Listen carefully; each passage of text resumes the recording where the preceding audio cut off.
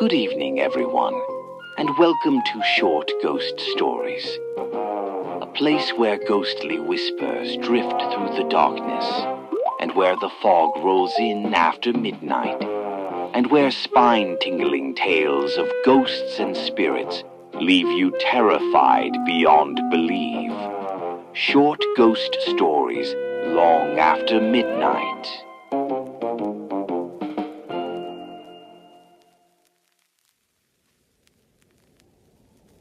Whispers at Ravenhill. The village of Harrowfield sat quietly in a narrow valley where the hills pressed close, and the fog lingered long after sunrise. To travelers it seemed like many other English villages, stone cottages, a small bridge crossing a shallow stream, and an old road that curved gently through fields of grass and dark hedgerows. But above the village stood a place the locals avoided, a lonely rise known as Ravenhill. The hill was crowned by the ruined chapel of St. Leonora, a small gray structure that had long since fallen out of use.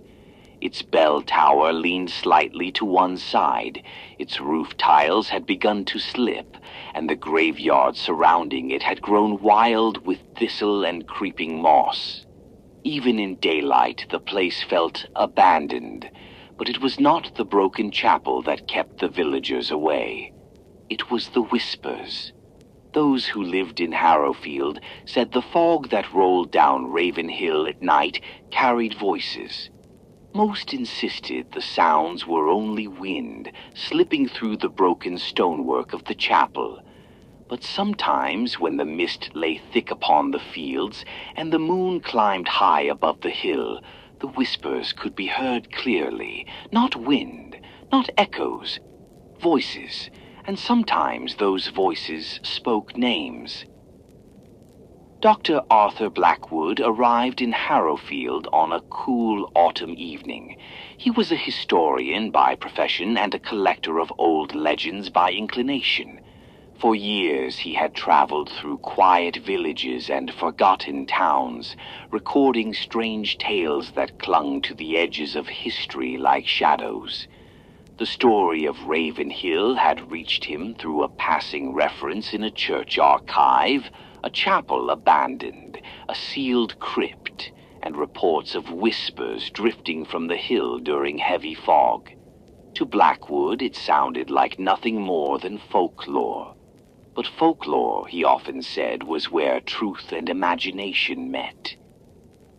He intended to discover which of the two lived on Ravenhill. His first evening in the village brought him to the only inn Harrowfield possessed. It was called the Widow's Lantern, and its owner, Matthew Marlowe, proved a talkative man once the fire was warm and the ale was poured. Blackwood asked casually about the hill. Marlowe's expression changed almost immediately. "You mean the chapel?" "Yes," Blackwood replied. "St. Leonora's, I believe." Marlowe leaned his elbows on the counter and spoke quietly. "That place has been empty near 200 years. Why?"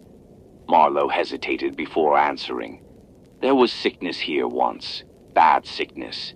People died faster than they could be buried. The cemetery filled in days." Blackwood listened with growing interest. "They began placing bodies in the crypt beneath the chapel floor until graves could be dug," Marlowe continued. "But some folks said the dead weren't as dead as the doctor claimed." Blackwood raised an eyebrow. "What happened then?" Marlowe's voice dropped even further. "People started hearing scratching under the chapel." Blackwood did not laugh, but he smiled faintly. "The crypt was sealed not long after," Marlowe said. "And the whispers?" Blackwood asked. The innkeeper looked toward the dark window behind the bar. "Some say they're still trying to get out." The next morning, Blackwood spoke with Elliot White, one of the oldest men in Harrowfield. White lived in a small cottage near the road leading toward Raven Hill. His back was bent with age, and his hands were rough with years of farming. When Blackwood mentioned the whispers, the old man shook his head slowly. "I've heard them," White said. "When?" "Most nights when the fog rolls down." "Voices?" White nodded. "Soft ones, like people speaking through dirt." Blackwood asked if anyone had ever investigated. "Once or twice," White said. "And?" The old man met his eyes. "They stopped climbing the hill after." Later that day, Blackwood met the chapel caretaker. Margaret Hargreaves was a stern woman in her 50s who carried the keys to St. Lenora's chapel and occasionally climbed Raven Hill to keep the cemetery from vanishing beneath weeds. She unlocked the chapel door for him. The interior smelled of damp stone and dust. Sunlight slipped through the narrow windows, illuminating crooked pews and a faded altar at the far end of the room. Margaret spoke quietly. "The whispers are strongest here." Blackwood looked around curiously. "Where exactly?" She pointed toward the altar. "Beneath the floor." Blackwood knelt and pressed his ear against the cold stone. For a moment he heard nothing. Then, a faint murmur, so soft he might have imagined it. He looked up sharply. Margaret's face had gone pale. "I told you," she said, "do not come back here after sunset." But curiosity is a difficult thing to silence. That evening, Blackwood climbed Raven Hill again. The fog had begun rolling down from the forest beyond the hilltop, curling through the graveyard like pale smoke. The chapel stood silent against the moonlit sky. At first, the hill seemed empty. Then the whispers began. Soft murmuring, broken words. "Cold, dark, please." Blackwood followed the sound toward the chapel. The whispers grew louder near the altar. He knelt again, pressing his ear against the stone floor. The voices were clearer now. Not wind, not imagination, people speaking beneath the ground. Then the graveyard moved. Behind him, the soil shifted. Blackwood turned slowly. One of the graves near the chapel had begun to crack. The earth trembled as something pushed upward from below. A gray hand burst through the dirt. Another followed.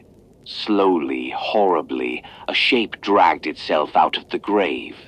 The creature that emerged had once been human, but death had changed it. Its skin hung loose and gray. Its mouth opened in a crooked snarl, and its eyes glowed faintly in the fog. Blackwood stumbled backward. The thing lurched toward him with stiff, unnatural movements, like a corpse that had forgotten how to walk. The whispers beneath the ground rose suddenly, dozens of voices speaking at once. "Let us out!" The creature reached for him. Blackwood ran. He burst through the chapel door and slammed it behind him. For several seconds he stood trembling in the darkness. Then the whispering changed. It was no longer beneath the floor. Now it came from the chapel itself, from the shadows around him. The air grew cold. The fog seeped slowly through the broken windows, and something moved within it. A shape began forming near the altar. Blackwood could not see its face clearly, but he felt its gaze upon him. Then it spoke. The voice was deep, layered, like many voices speaking through one throat. "So," Blackwood's heart pounded. "Another listener." The shape stepped closer. The fog around it twisted like living smoke. 2 centuries, the voice continued. 2 centuries they have whispered beneath my hill. Blackwood forced himself to speak. "What are you?" The thing laughed softly. "A memory." The shadows shifted again. Faces appeared briefly within the fog surrounding it. Men, women, children, all silent, all trapped. They fed me with their fear, the creature said. The buried ones, the forgotten ones. Blackwood realized the truth with horror. You keep them trapped. I keep them useful. The creature leaned closer. Do you hear them still, Doctor? Blackwood heard the whispers again beneath the chapel floor, hundreds of voices crying out.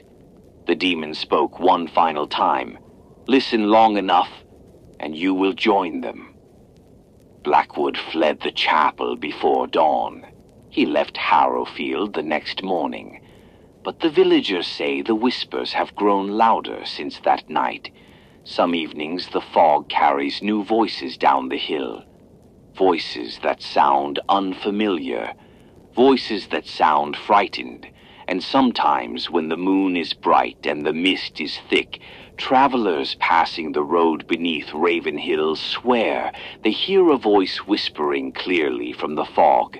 A desperate voice, calling for help, calling for someone to open the crypt, calling the name of a historian who once came to Harrowfield in search of the truth. Dr. Arthur Blackwood.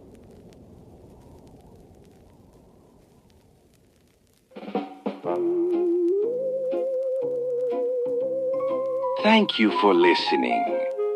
If you enjoyed tonight's tale, feel free to like the video, share it with a fellow night wanderer, and subscribe before something else does it for you. Until next time, short ghost stories long after midnight.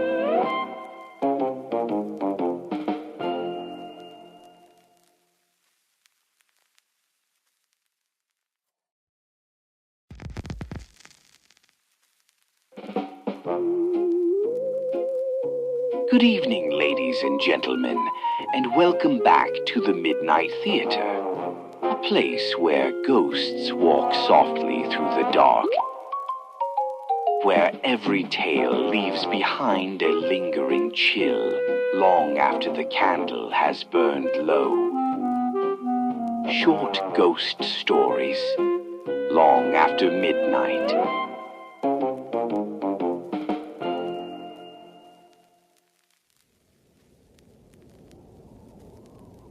The Haunted Lighthouse.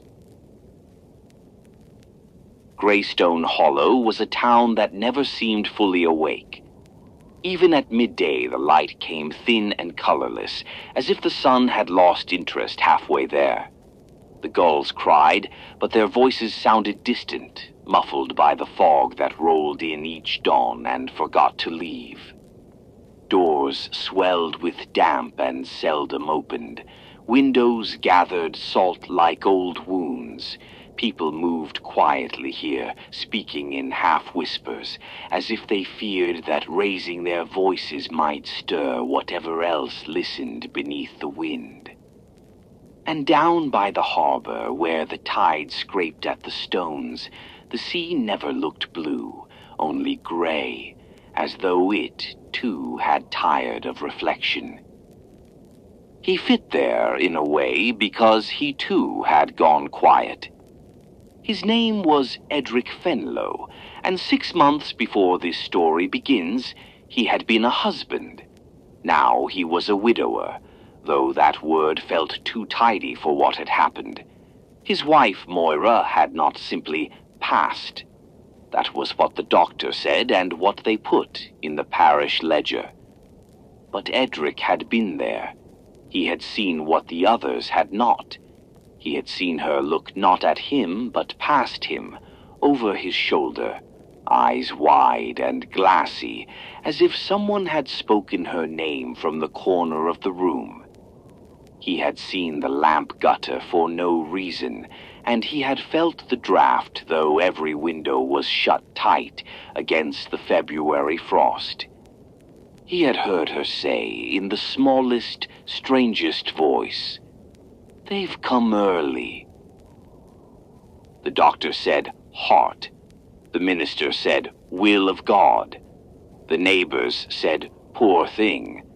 But Edric knew none of those words belonged in that room. There had been something there, unseen but sure as tide. And once Moira was gone, the house had never been right again. There were small sounds in the hallway at night. The rocking chair on the back porch would sway though the air was still, and sometimes, God help him, he would smell her lavender soap in an empty bathroom. He did what many men do when the world stops making sense. He turned to the bottle. Greystone Hollow did not have much, but it had the Drunken Gull. The tavern stood crooked at the end of Lantern Row, its walls darkened by centuries of smoke and pipe soot. They said it was older than the town itself, a place where privateers once sat with wet boots and heavier purses, where customs men had been bribed and sailors had vanished. The floor was uneven plank, the beams black and low, and the only light came from candles stuck in pewter holders and lanterns with glass so smoked you couldn't be sure if the flame inside really burned. On storm nights, the wind would push the door half open, and nobody would get up to close it, because nobody in Greystone Hollow would dare to keep the lost from finding their way back inside. Edric became a regular. Men who'd known him as a tidy, quiet cooper, good with his hands, sober as a judge, now saw him slumped at the far end of the bar, coat still on, hat rim wet with fog, staring into a glass of cheap whiskey like there might be answers at the bottom. Behind the bar was a broad-shouldered, slow-moving man with sea-gray eyes and the look of someone who had seen too many winters and not enough springs. Everyone called him Old Bram. He polished the same spot on the counter even when it didn't need it, listened more than he talked, and had a way of lowering his voice when a story began to bend toward the unnatural.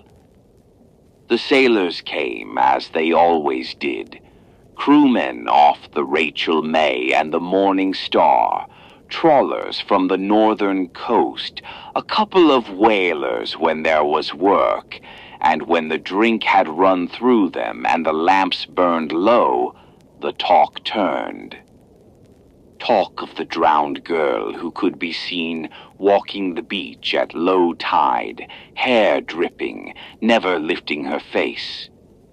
Talk of the bells no church had ever owned, heard in the thickest fog, calling no one to worship. Talk of the ship with no flag, seen far out in the mist, moving though no sail was set, and more than once, talk of the Lighthouse. The Lighthouse stood on Raven Crag, a jagged spit of black rock 3 miles out, where the breakers came in hard, and the fog sat like a watchful thing. It was visible from town only on clear days, and there were fewer and fewer of those. Some said it had been built in the 1830s by a mainland company. Others said it was older, on the foundation of something that had stood there before men kept records. It was high, narrow, and pale, like a bone stuck in the sea. The light still burned only because the harbor authority insisted on it and shipped oil once a year.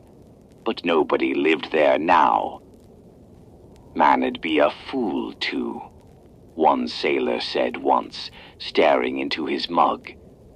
"It keeps itself," another muttered. Old Bram did not always add to such talk. But on the 4th or 5th night of Edric's grieving, when the whiskey had softened him and the tavern was down to sailors, smoke, and the slow creak of the sign outside, the barkeep leaned in. "You've heard tell of the Raven Crag light, Bram said, wiping his hands, "but I doubt you've heard it true." Edric looked up. His eyes were red-rimmed and watery, his beard untrimmed, his hands big and scarred around the mug. "True," he echoed, half mocking, half hoping. Bram glanced down the bar. The men nearby hushed, not because he asked them to, but because they'd been waiting for this. "A man's meant to tend a light," Bram went on. "That's the way of it. Lanterns don't fill themselves. Oil don't carry itself up 70-odd steps. Windows don't clean themselves after a gale. But that one," he jerked his chin toward the sea, though you couldn't see it through the tavern wall. "That one don't like to be left. You go out there and it keeps you."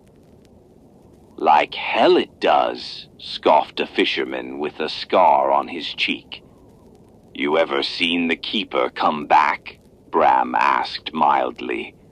The man opened his mouth, then shut it. Bram continued, "The harbor sends a man, sometimes two, sometimes with a boy, sometimes with a dog. Says, 'We'll be back at year's turn with oil and papers. Keep her burning.' That's the charge, always the same. But the men don't come back.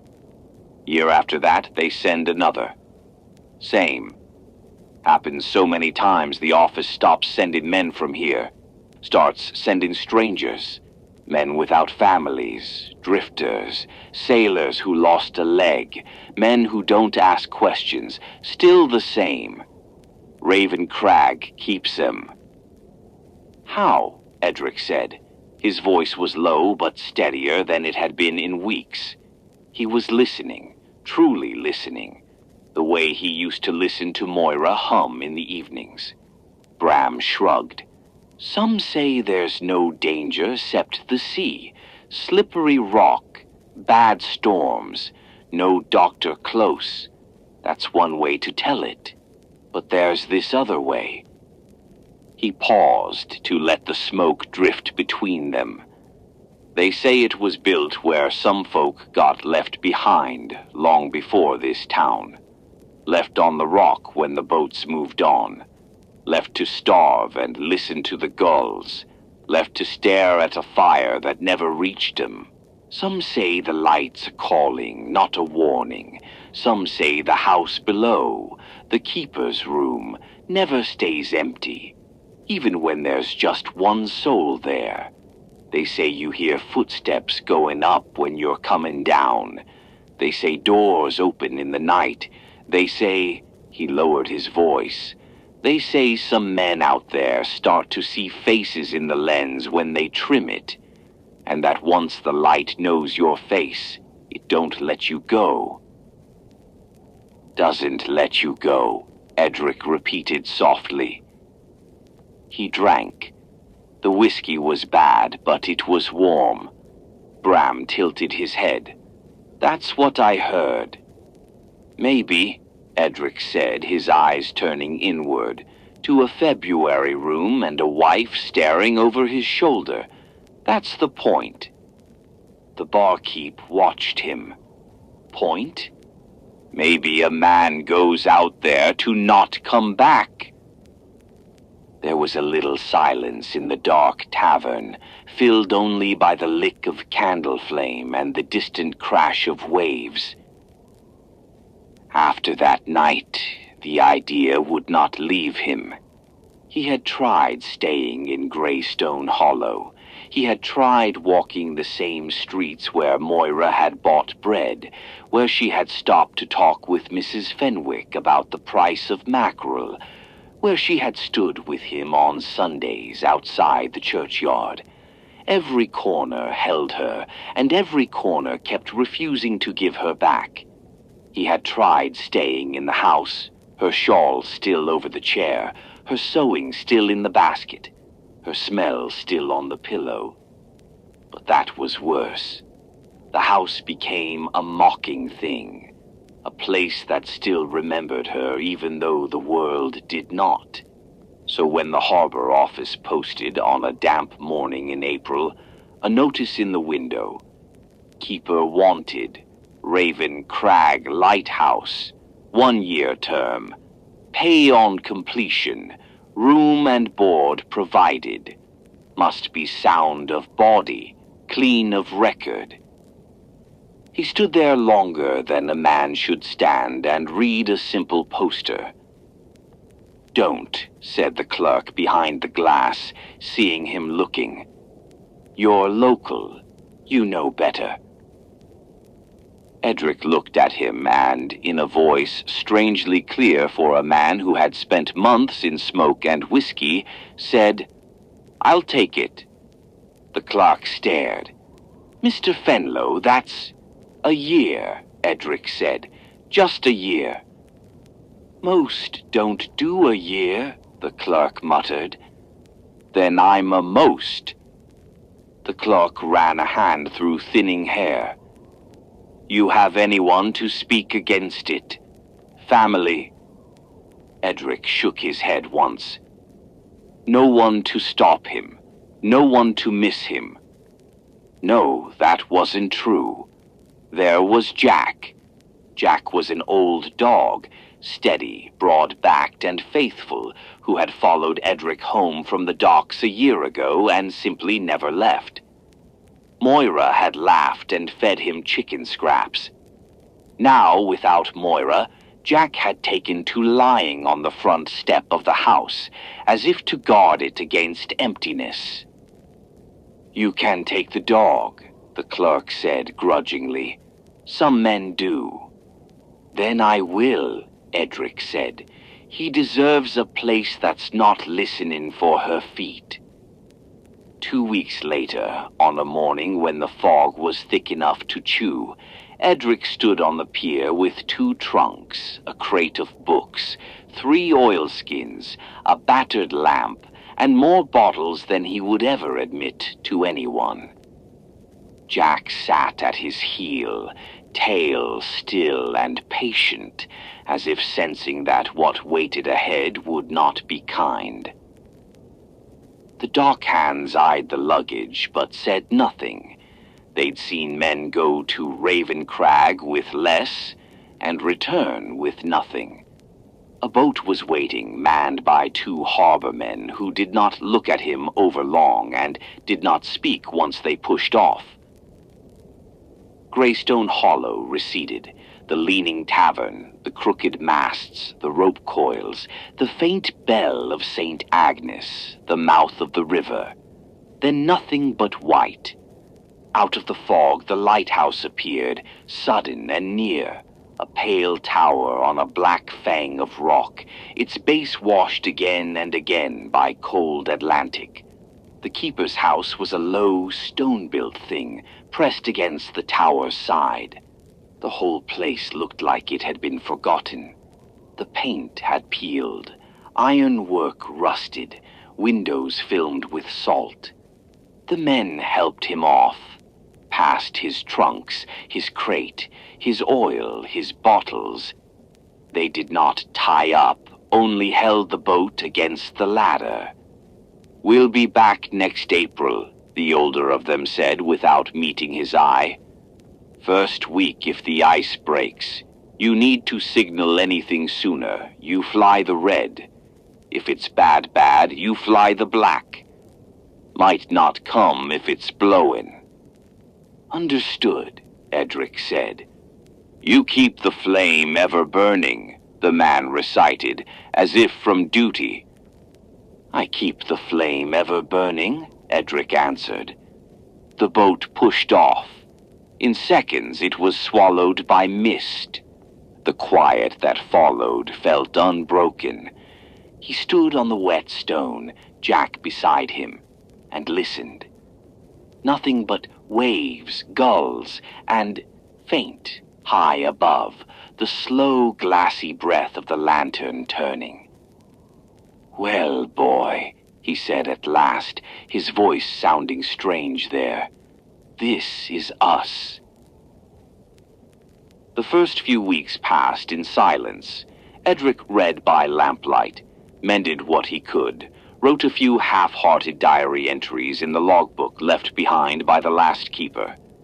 The handwriting stopped mid-sentence.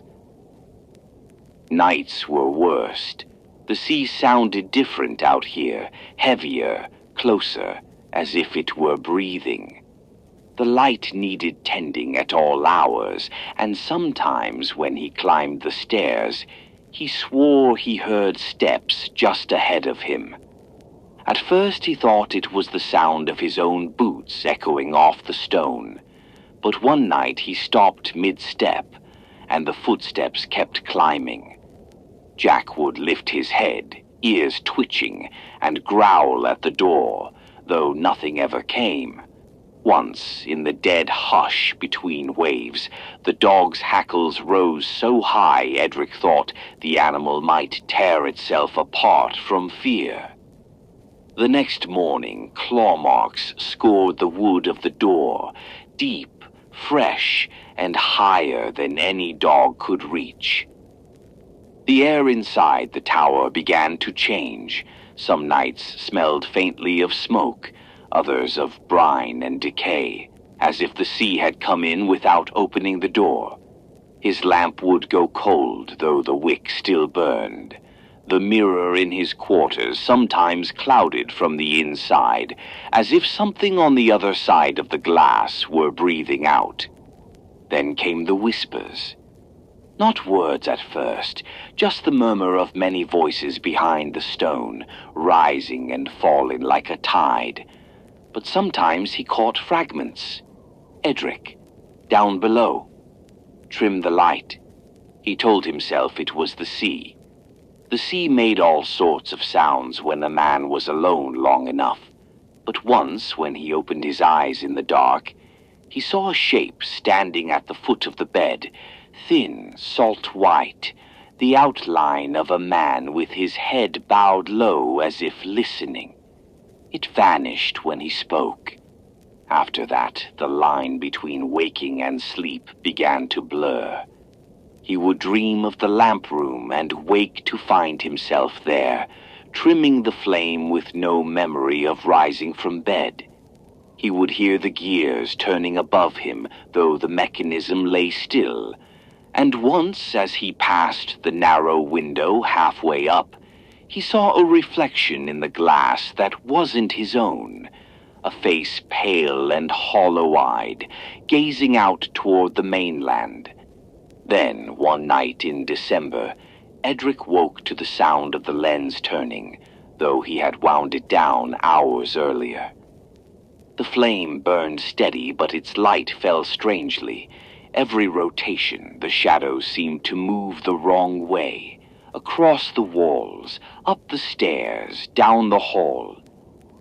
He stood watching it for almost an hour until something brushed against the back of his neck. A faint, cold touch like wet lace. When he turned, there was nothing, but the light above him flared, and in the polished brass he thought he saw, for the briefest instant, Moira's face, pale and dripping, staring back. He whispered her name. The flame shuddered. The room went dark. Days blurred. His entries grew uneven. He began to hear voices beneath the wind, faint, overlapping murmurs. A woman's laughter once. Moira's. He found the rocking chair on the landing moving one morning. It faced the sea. Jack barked at it until Edric whispered, "Hush, lad, let her sit." But that night he dreamed of her again, standing at the top of the stairs, white and pale and dripping with seawater. "Edric," she said, "you let it in." He woke with the taste of salt on his lips. By February, the logbook entries had become fragments. The glass fogs from inside. "Jack won't go near the lamp room. I think I've been hearing the sea inside the walls." The last entry came on a night of heavy storm. Moira was right. They've come early. When the supply boat came the next spring, no one answered the bell. The men climbed the ladder and found the door half open. Inside, the air was stale, faintly sweet with lamp oil and rot. On the stair halfway up, they found Jack, long dead, still curled as if waiting. At the top, in the lantern room, they found Edric Fenlow, hanging by his belt from the great iron brace above the lens. The light still burned. They cut him down and looked for the logbook. The last page was blank, except for a single faint print of a wet hand. They buried him on the rock itself, near the base of the tower. The next keeper never came, and to this day, on calm nights when the fog lies heavy over the water, the people of Greystone Hollow say the light of Raven Crag turns by itself, and that, if you stand on the pier and listen close, you can still hear the faint creak of footsteps climbing the endless stairs.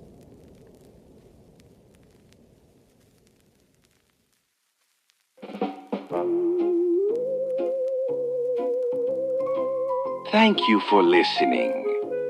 If you enjoyed tonight's tale, feel free to like the video, share it with a fellow night wanderer, and subscribe before something else does it for you. Until next time, short ghost stories long after midnight.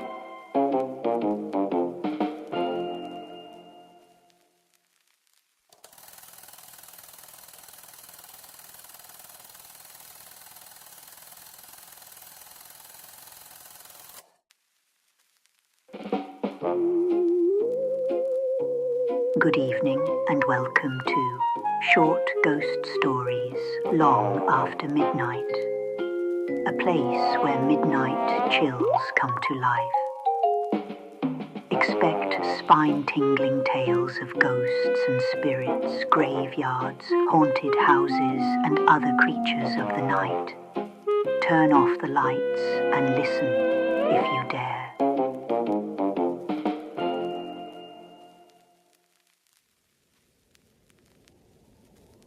She Comes by Candlelight.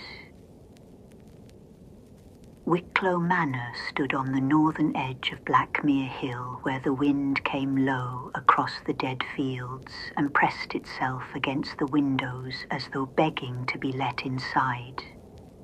It had been built in the early years of the century, when fortunes were still made with ships, ledgers, tea, tobacco, timber, and silk.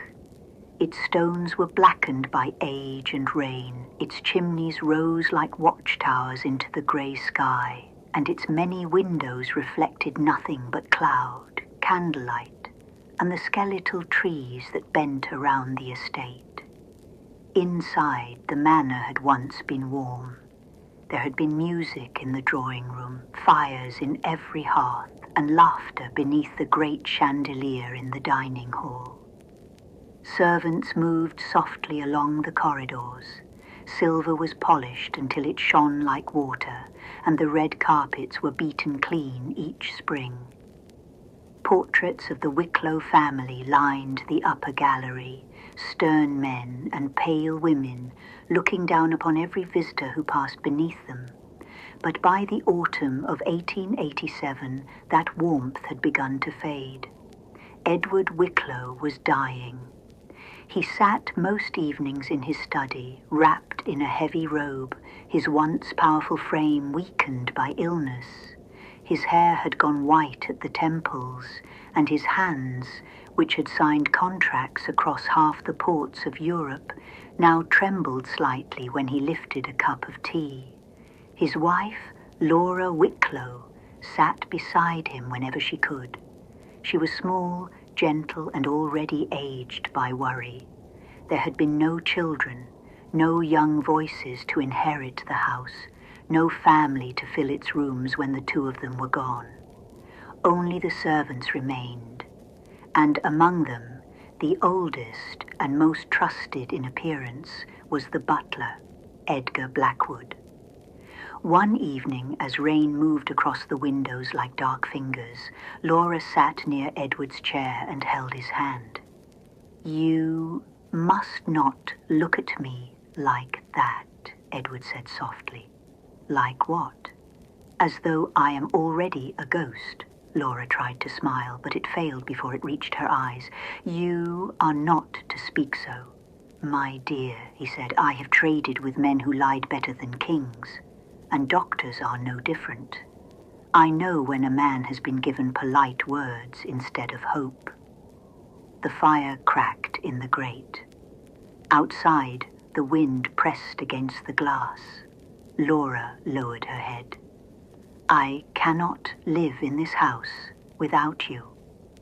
Edward squeezed her hand with what strength he still possessed. "You can. You must. Wicklow Manor is yours now.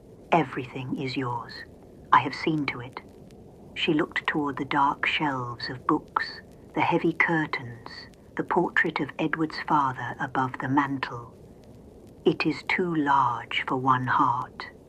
"Then let it be a shelter for memory," Edward said, "not a tomb." At that moment, the study door opened with a quiet knock, and Edgar Blackwood entered carrying a silver tray. He was a tall, thin man in his late 60s, dressed always in immaculate black. His hair was iron grey, brushed back severely from a narrow face. His eyes were pale and watchful, and his manner was so precise that many mistook it for loyalty. "Your tea, sir," he said. Edward looked at him for a long moment. "Set it down, Blackwood." Edgar obeyed. Laura nodded kindly to him. "Thank you, Edgar." "My lady." He bowed, but his eyes moved briefly to Edward, then to the documents on the desk, then away. Edward saw it. When Laura left the room a little later to speak with the housekeeper, Edward remained by the fire. Edgar returned to collect the tray, and for some time neither man spoke. Then Edward said, "You have served this family nearly 40 years. "I have, sir. And yet I have never known whether this house made you proud or resentful." Edgar's face did not change. "I hope I have never given cause for such a question." Edward leaned back in his chair. His breathing was shallow. "You give cause by hiding too well." The butler's fingers tightened around the edge of the tray. "I do not understand, sir." "No, I believe you understand perfectly." Edward's eyes remained fixed on him. "There is a hunger in you, Blackwood. I have seen it for years. You bow to wealth, but you hate those who possess it." Edgar lowered his gaze. "I am only a servant." "Yes," Edward said, "and that has poisoned you." For one instant, the old butler's expression hardened. It was gone almost at once, covered again by duty and silence. Edward continued, "You will receive your pension, fairly and generously, but nothing more. This house belongs to Laura after me, not to you, never to you." Edgar bowed slowly. "As you wish, sir." Edward looked toward the fire. "No, Blackwood, as is right." The butler collected the tray and left the study without another word. 3 nights later, Edward Wicklow died. It happened shortly after midnight. A storm had rolled over Blackmere Hill, shaking the shutters and sending rain down the glass in silver streams. Laura woke to find her husband sitting upright beside her, one hand pressed against his chest. "Edward." He turned toward her, and for one brief moment, the old strength returned to his face. "Laura," he whispered. She caught him before he fell. By dawn, the house knew. The bell at the chapel rang 6 times. The servants moved through the manor with lowered heads. Edgar Blackwood stood at the foot of the staircase, solemn and still, watching as Edward's body was carried down beneath a white sheet. Laura followed behind. She did not cry loudly. That would have been easier. Instead, she seemed to shrink into herself, as if part of her had been buried before the funeral had even begun. The funeral was held beneath a sky the colour of ashes. Merchants came from London. Former captains stood at the back of the chapel. Farmers from the estate removed their hats as Laura passed. Edward Wicklow had been a wealthy man, but he had also been a decent one, and that is rarer. When the will was read, everything passed to Laura. The manor, the fortune, the investments, the land. Edgar Blackwood received a pension, respectable but modest. He stood in the shadows of the room while the solicitor spoke, his hands folded neatly before him. No one noticed his face. No one saw how cold it became. In the weeks that followed, Wicklow Manor sank into grief. Laura stopped taking meals in the dining room and instead sat in the smaller parlour near the fireplace. She wore black every day. She spoke little. The house, once maintained like a proud vessel, became heavy with dust and silence. Edgar attended her constantly. At first, he seemed gentle. He brought her tea. He read letters aloud when her eyes were tired. He reminded her of estate matters, of signatures, of obligations, of things Edward had once handled without troubling her. "You must forgive me, Edgar," she told him one evening. "I am not fit for accounts and papers." "No apologies needed, my lady," he said. "You are grieving. Such burdens should not fall upon you now." "You are very kind," he bowed his head. But behind his lowered eyes something cruel smiled. The opportunity came in December. Snow lay thin upon the grounds, and the trees looked like black veins against the moonlit fields. Laura sat beside the parlour fire, wrapped in a shawl, her face pale in the candlelight. On the table beside her stood a glass of sherry, untouched. Edgar entered with a leather folder beneath his arm.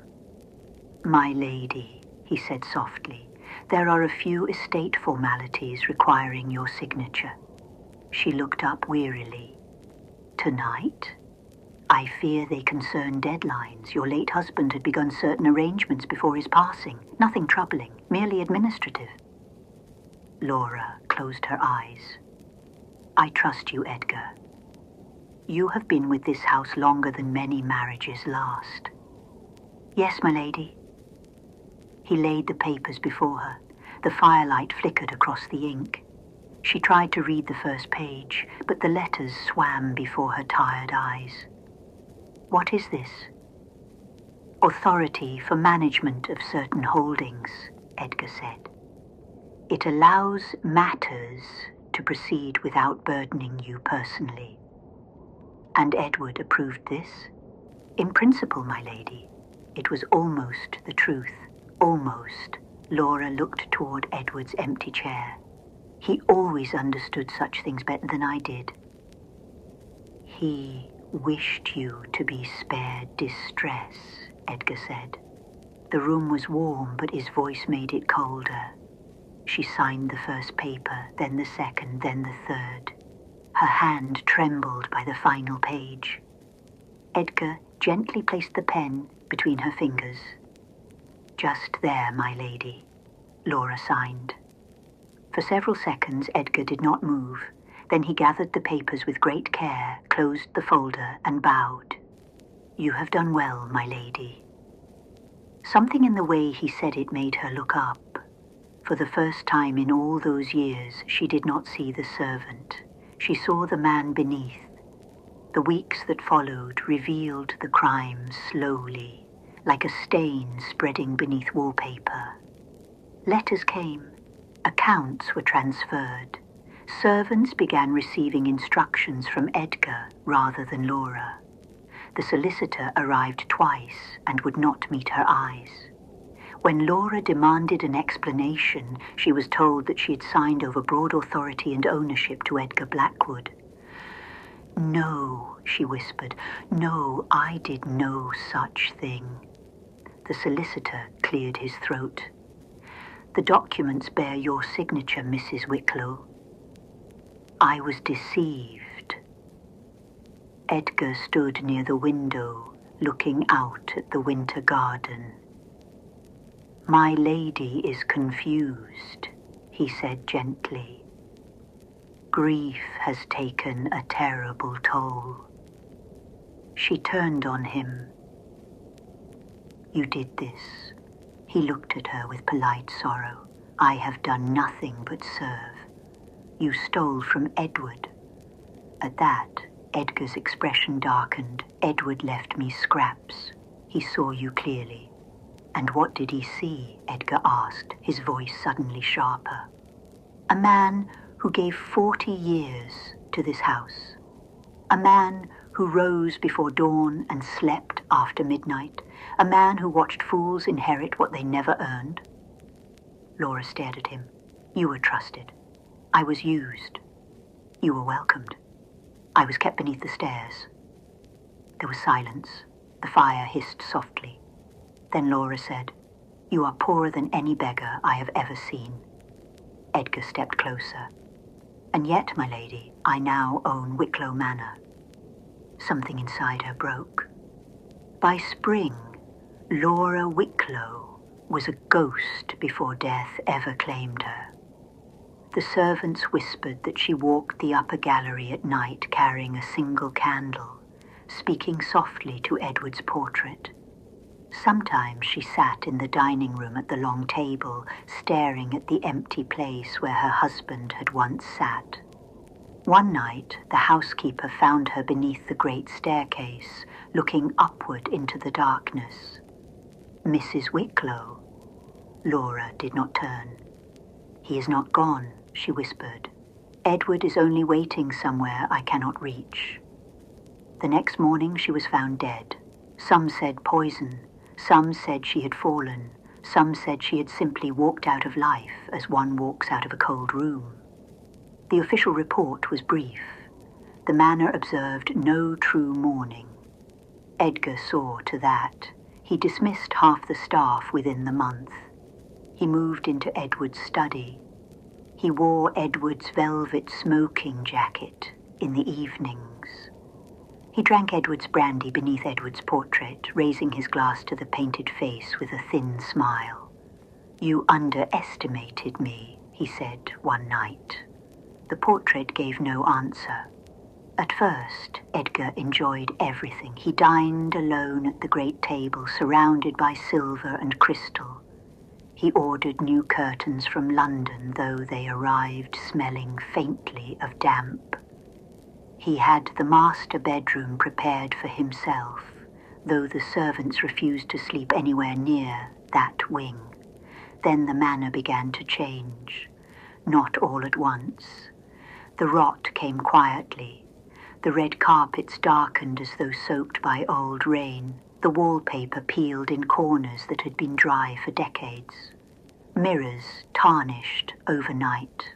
Candle flames leaned away from empty doorways.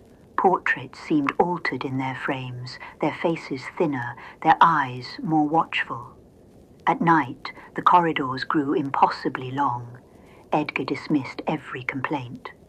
"Old houses settle," he snapped. But Wicklow Manor did not settle. It listened. The first full moon after Laura's death rose pale and enormous behind the clouds. Edgar woke shortly after midnight. At first, he did not know why. Then he heard footsteps, slow, soft, a woman's shoes moving along the corridor outside his room. He sat upright in bed. "Who is there?" The footsteps stopped. A line of candlelight appeared beneath the door. Edgar stared at it, his throat tightening. "Mrs. Vale," he called, though he had dismissed the housekeeper days earlier. No answer. He climbed from the bed and crossed the room. The floorboards were bitterly cold beneath his feet.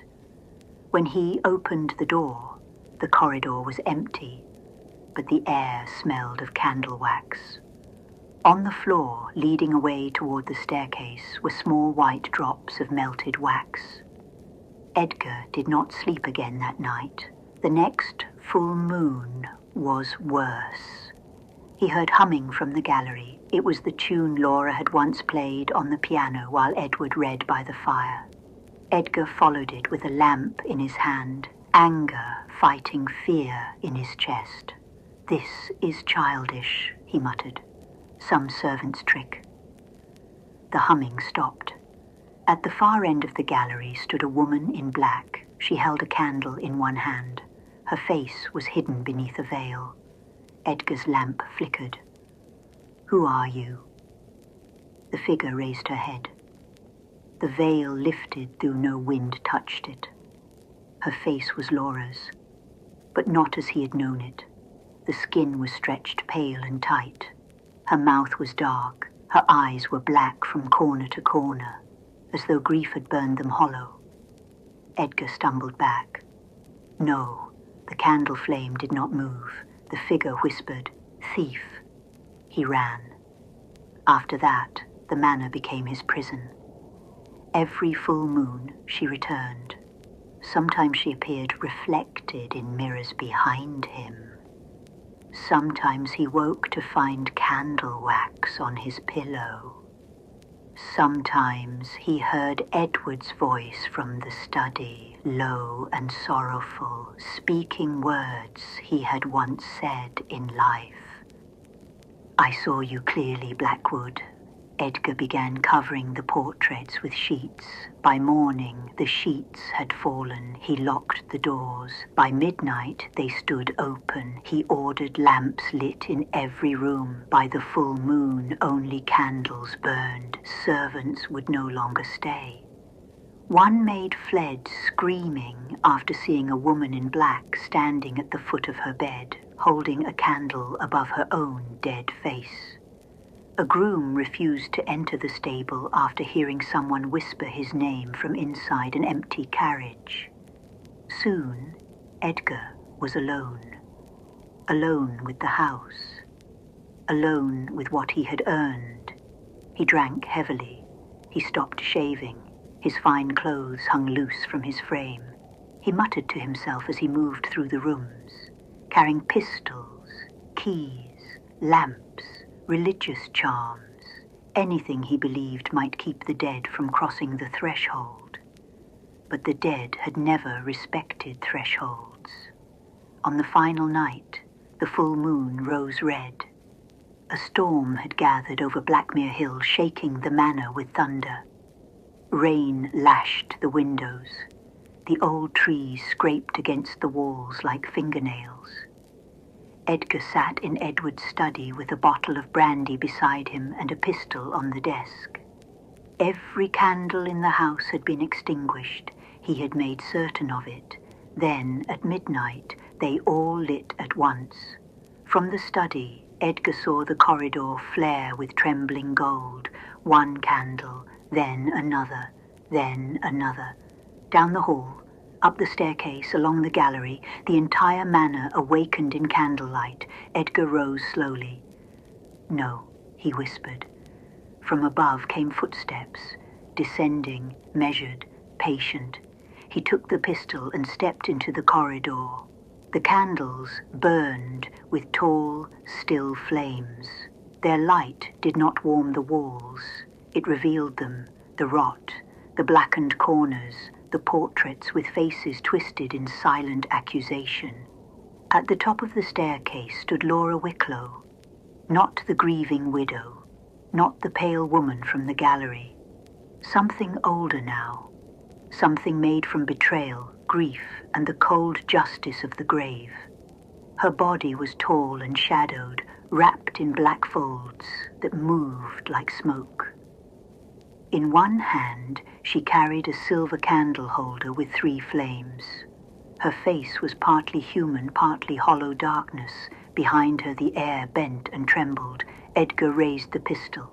"Stay back." Laura descended one step. 40 years, she said. Her voice was not loud, but the whole house seemed to speak with it. Edgar's hand shook. "I gave my life to this place. You were given shelter. I was given commands. You were given trust." "I was forgotten," he cried. "Your husband left me nothing." Laura's black eyes fixed upon him. "Edward left you exactly what your soul deserved." Edgar fired. The shot cracked through the manor. The bullet passed through her and struck the wall behind, shattering the portrait of Edward Wicklow. For a moment the house went silent, then every candle flame turned black. Edgar backed away.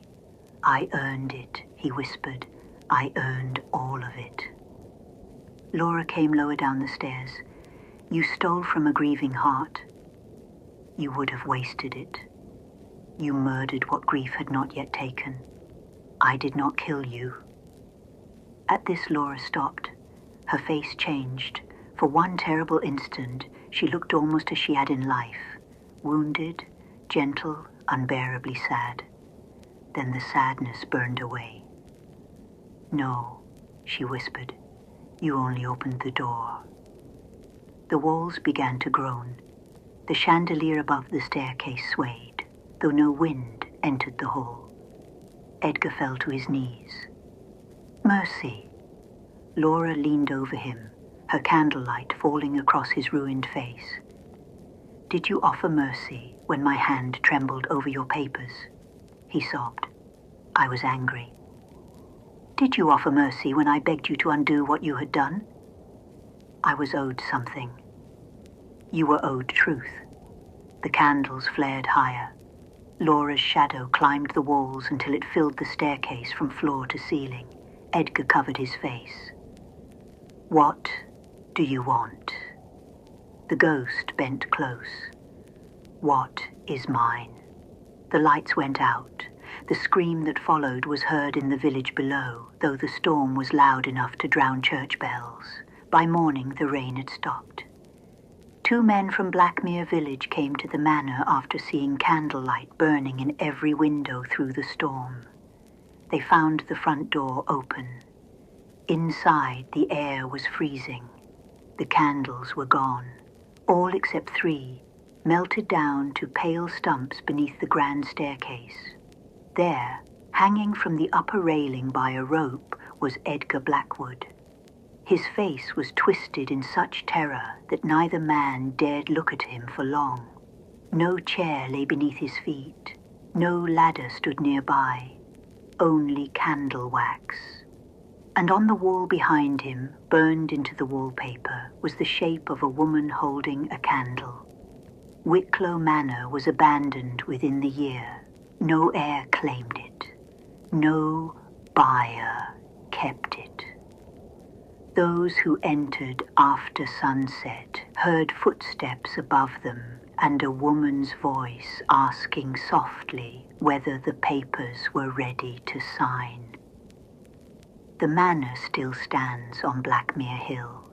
Its windows are dark most nights, but when the moon is full, travellers sometimes see candlelight moving slowly through the upper corridors, and if they stop long enough, they hear 2 sounds from within. A woman humming beside the staircase, and an old man somewhere in the dark, begging her not to come any closer.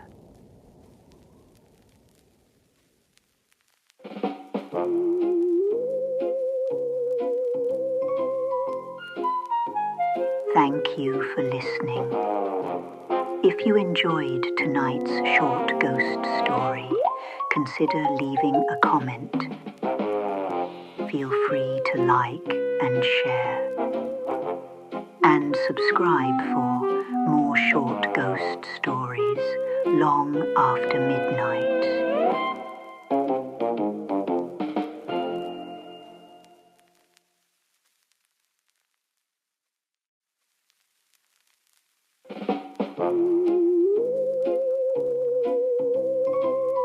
Good evening, everyone. Welcome to Short Ghost Stories, a place where midnight chills come to life. Wondering what's coming long after midnight? Expect spine-tingling tales of ghosts and spirits, haunted places, and things that move after dark. Short Ghost Stories, long after midnight. The Curse of the Ashbourne Hotel. On certain autumn nights, when the fog drifts low over the old roads of northern England, and the moon hangs pale behind a veil of cloud, travelers still speak in hushed voices of a place called the Ashbourne Hotel. Some say it once stood along the coach road just beyond the town of Blackmere, where the land fell into narrow lanes and marshy fields, and the lamps of the nearest houses were no more than distant stars in the mist. Others claim no such road ever existed at all, and that the hotel was never meant to be found, except by those already half lost in the darkness. Its name does not appear on modern maps. No carriage route marks its position. No one living can say with certainty where its gates once stood. And yet, from time to time, there are those who swear they have seen it. A tall Victorian building of blackened brick and narrow windows, a lantern burning beside the entrance. Warm golden light beneath a roof line sharp against the fog. A brass sign over the door, dulled with age, reading simply, Ashbourne Hotel. The last man known to have entered its doors was Edward Harrow. At least he was the last man anyone ever saw return. Edward Harrow was not by nature a superstitious man. He was 36 years of age, a writer by profession, and the sort of gentleman whose habits had been shaped more by books than by people. He had spent the better part of 10 years traveling from town to town, collecting local histories, peculiar traditions, and forgotten legends for a volume he intended one day to publish. He preferred old churches to new cities, graveyards to drawing rooms, and innkeepers' tales to academic lectures. It was a solitary life, though not an unhappy one. In late October of 1897, he found himself on the road back from the western counties, having spent several weeks gathering material in remote villages, where ancient customs still clung to daily life like ivy to stone walls. The weather had worsened with unusual suddenness. What began as a damp afternoon had, by evening, become a bitter and airless night. The clouds lowered, the wind died, a white, suffocating fog spread over the road. Edward had hired a small carriage that morning and expected to reach Blackmere before dark. Instead, somewhere along the last stretch of the country lane, one wheel struck a hidden rut and splintered against a buried stone. The driver, an old man with a heavy scarf wrapped around his neck, climbed down at once and examined the damage with a lantern in his trembling hand. "It's no use, sir," he said after a moment. "The axle's bent. We shan't get much farther tonight." Edward stepped down from the carriage, boots sinking slightly into the wet earth. The fog had grown so thick that even the horse's head appeared blurred and ghostly. How far to Blackmere? 3 miles, perhaps 4. Edward looked into the blank whiteness ahead. "And if I walk?" The driver glanced uneasily along the road. "You might reach it. You might miss the turn entirely. Hard to say in weather like this." Edward had no wish to spend the night half frozen beside a broken carriage. He gathered his bag, wrapped his coat tighter, paid the driver, and set off alone into the fog. At first, the road seemed straightforward enough. The hedges on either side rose like dark walls, dripping with moisture. Gravel crunched softly beneath his boots. Somewhere far off, an owl cried once, and then was silent. After 15 minutes, Edward could no longer see behind him. After 20, he could barely see the road ahead. The fog swallowed everything. Trees emerged only when he was upon them. Milestones loomed like grave markers and vanished again. The night seemed to grow quieter with each step, until the world was reduced to the dull thud of his own footsteps and the faint scrape of his breathing in the cold. He pressed on. By the time he began to suspect he had missed the road to Blackmere altogether, the darkness had deepened and the damp had soaked through his gloves. He stopped beneath what he thought was an elm tree and listened. Nothing. No sound of horse or cart, no barking dog, no church bell from any distant village. Then, through the whiteness ahead, he saw a glow.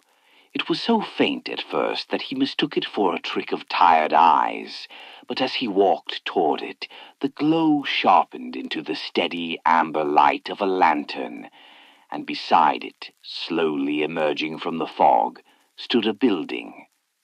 Edward halted. It was larger than any roadside inn had a right to be in so remote a place. 4 stories high, perhaps more, with tall black windows, steep gables, and narrow chimneys rising like dark fingers into the moonlit mist. Its brick facade seemed almost swallowed by shadow, yet several windows shone faintly from within. A gas lamp burned near the entrance, casting a pool of gold across wet stone steps. Above the doorway hung a weathered brass sign, Ashbourne Hotel. Edward stared at it with deep relief. Where there was a hotel, there would be warmth, food, and a bed. He mounted the steps and pushed open the door. At once a wave of warmth met him. The entrance hall beyond was quiet and dimly elegant. A red runner stretched across polished dark wood. A chandelier hung from the ceiling, though only half its lamps were lit. To the left stood a drawing room with a low fire burning in the grate. To the right was a reception desk of carved oak, behind which stood a thin gentleman in a black waistcoat. He looked up the instant Edward entered as if he had been expecting him. "Good evening, sir," the man said in a calm, measured voice. "Welcome to the Ashbourne Hotel." Edward removed his gloves. "Good evening. I confess I had not expected to find a hotel out here." The gentleman gave a faint smile. "Many of our guests say the same." He was perhaps in his late 50s, with silver hair parted neatly at the side, a pale face, and dark, intelligent eyes that seemed to rest upon Edward with unusual steadiness. "My name is Whitmore," he said. "I manage the house." Edward Harrow. "A pleasure, Mr. Harrow. You have come on a difficult night." "That I have. My carriage broke down on the road. I should be grateful for a room." Mr. Whitmore inclined his head.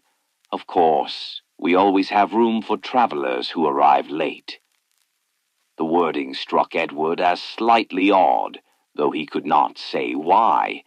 Whitmore turned a large leather-bound register toward him and placed a pen beside it. "If you would be so kind." Edward bent to sign his name.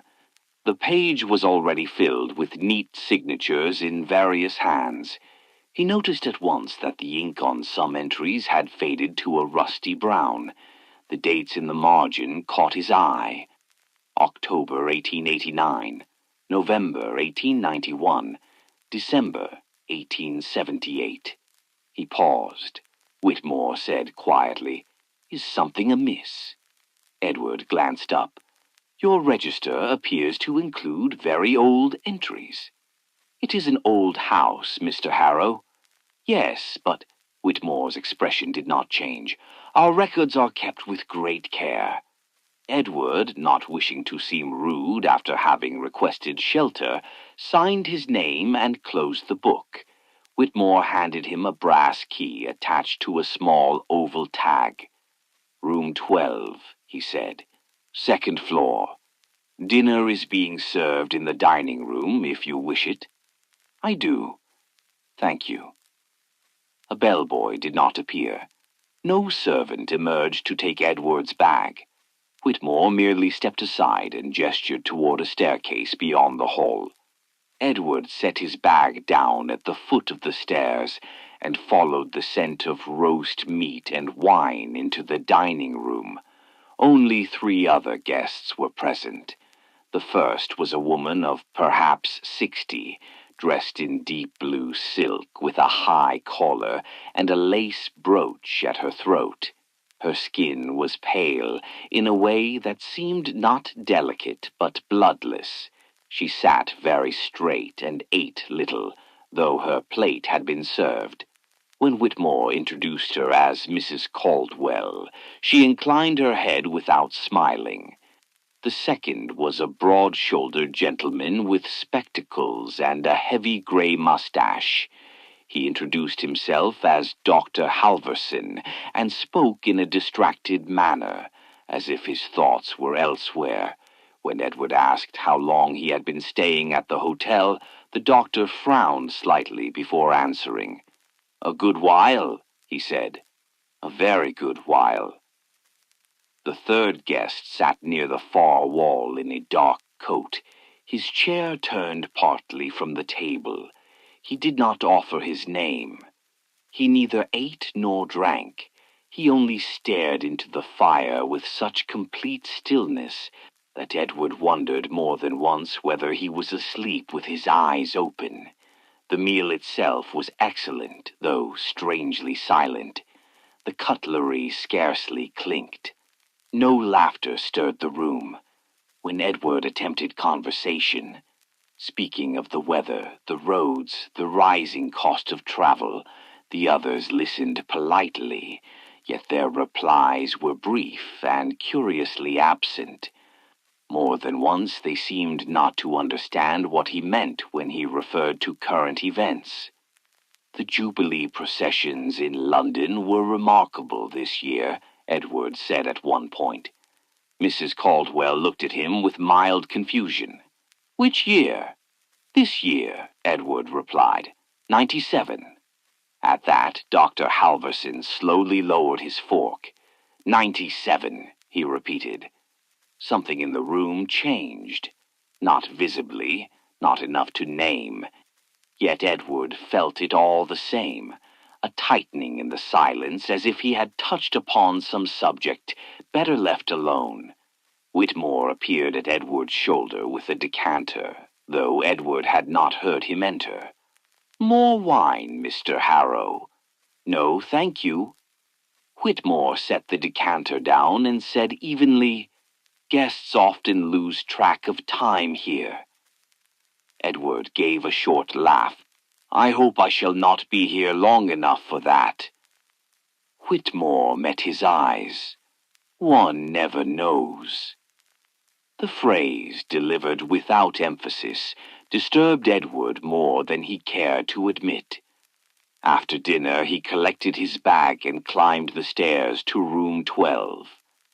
The corridor on the second floor was narrow and lined with patterned wallpaper gone dark with age. Lamps burned low in wall sconces, casting pools of yellow light that seemed to float in the surrounding gloom. His room lay near the center of the hall and proved comfortable, if old-fashioned. A 4-poster bed, a washstand, a writing desk, a coal fire burning softly in the grate, and curtains of heavy green velvet drawn across the window. Edward unpacked only enough for the night.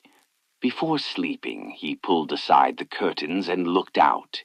There was nothing beyond the glass but fog, no road, no trees, no faint lamps from any village.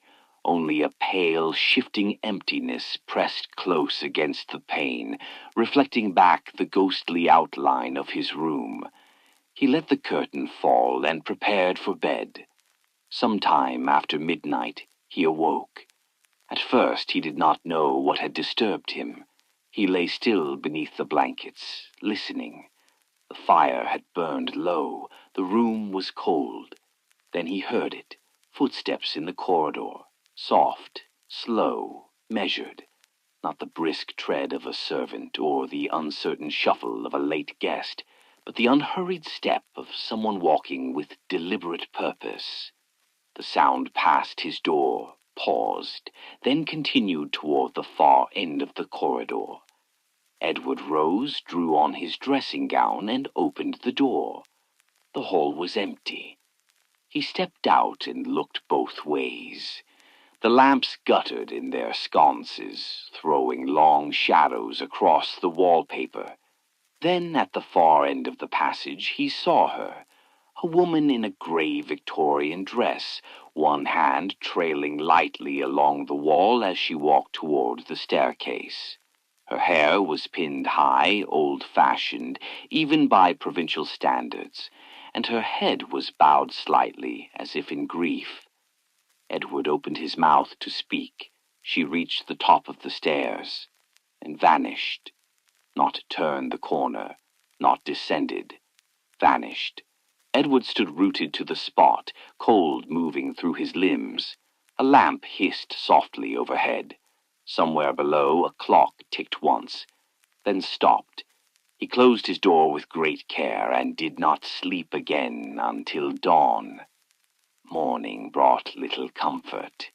Though the room showed signs of daylight, the fog beyond the window remained almost as thick as before. Edward dressed quickly and went downstairs, intending to leave after breakfast.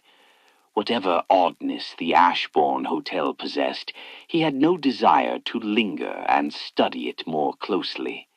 Yet, when he entered the lobby, he found the great clock above the mantel had stopped at 11:55. He frowned and looked at his pocket watch. 9:20. Mr. Whitmore stood behind the desk, immaculate as ever. "Good morning, Mr. Harrow. Your clock has stopped." "Yes." "Has no one wound it?" Whitmore folded his hands. "It has no need of winding." Edward waited for further explanation. None came. "I should like breakfast," he said. "It is served." Breakfast was laid in the dining room exactly as dinner had been.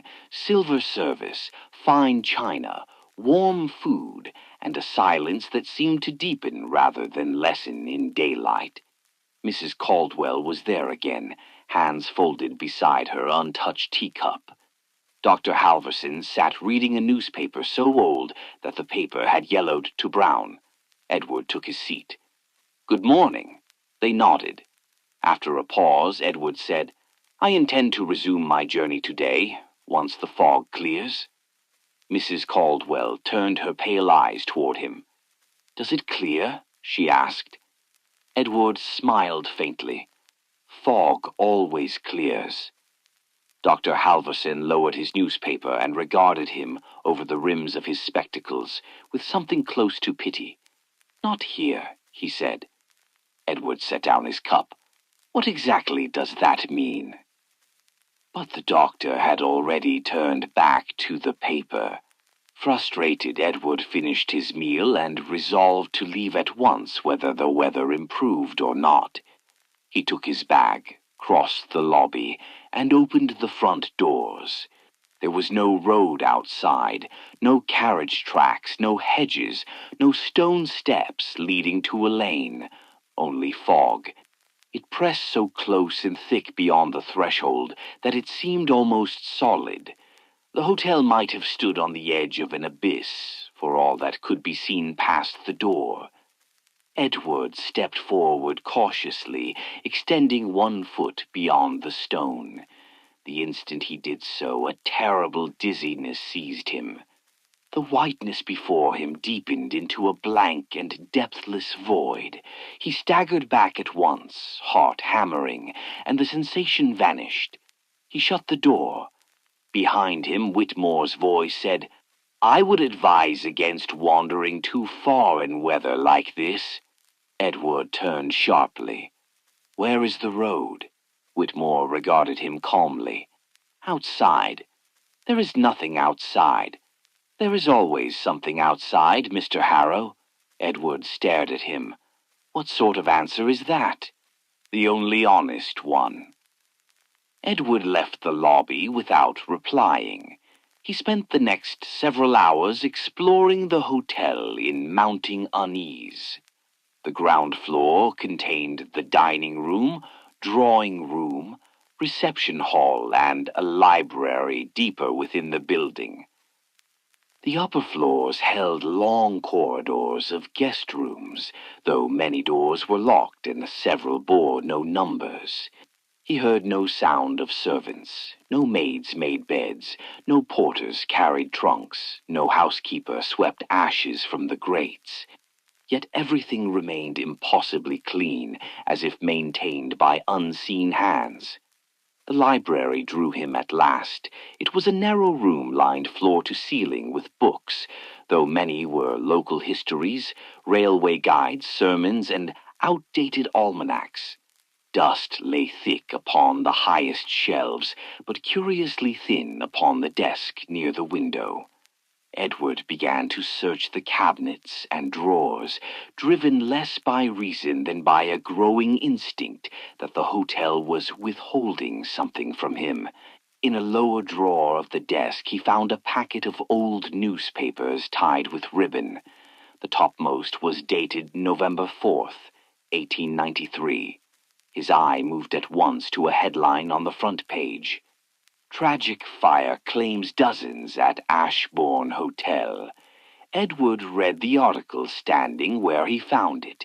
It described a fire that began shortly after midnight, spreading through the lower floors of the Ashbourne Hotel before the town brigade could arrive. Owing to the density of the fog that night and the speed of the blaze, no one within had escaped.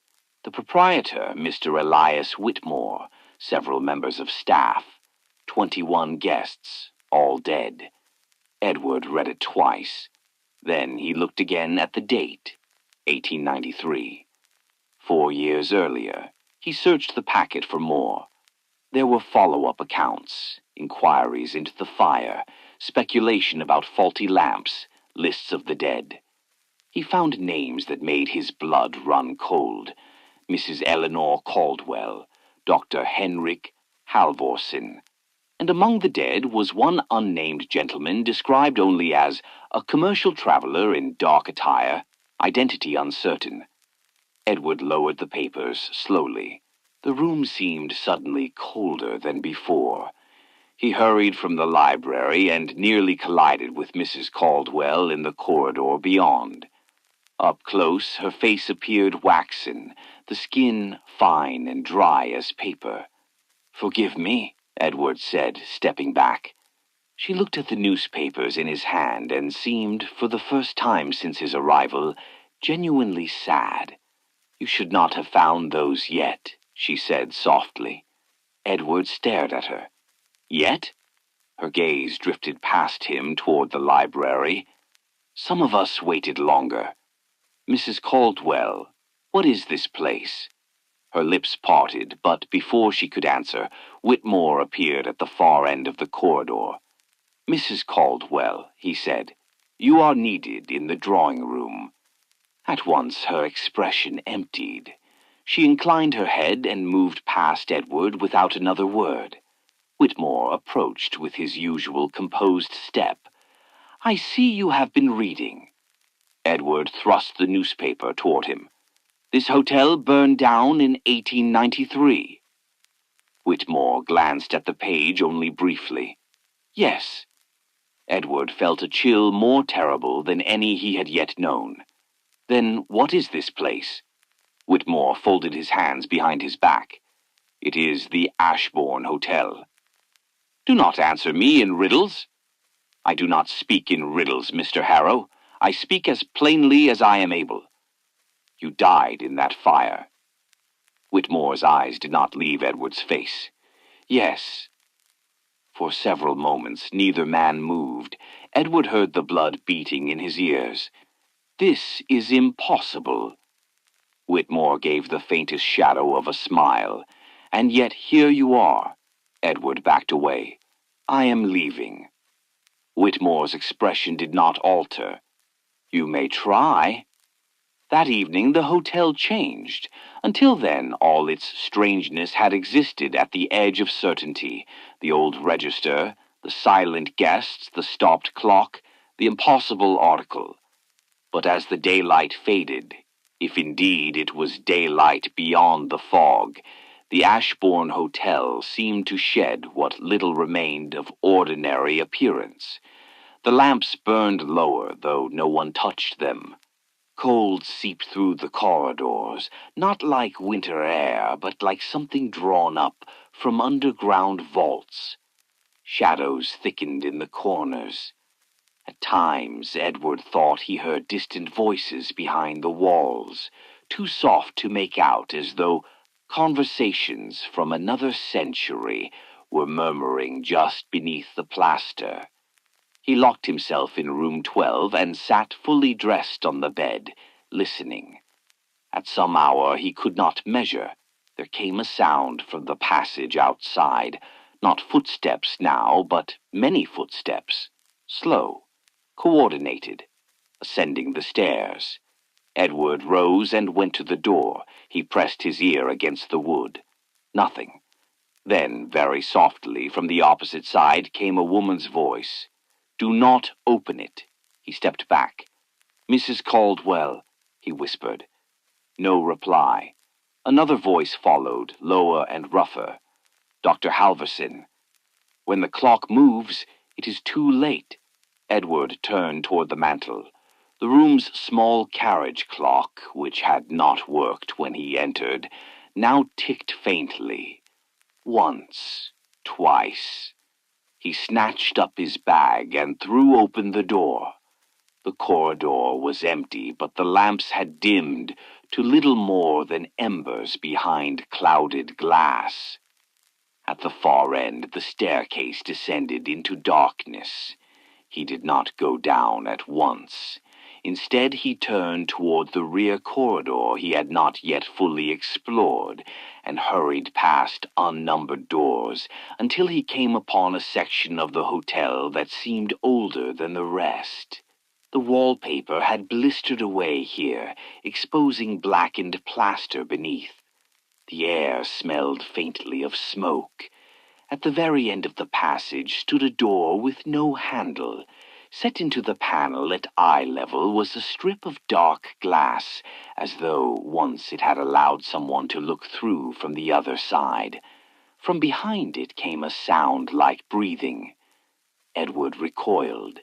The clock in his room ticked again somewhere behind him, impossibly loud.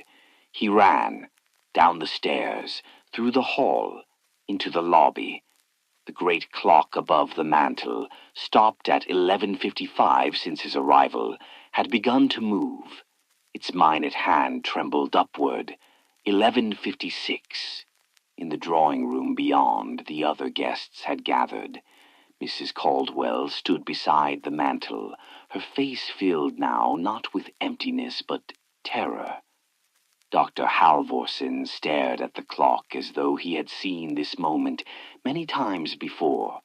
The dark-coated gentleman stood in the corner with his head bowed.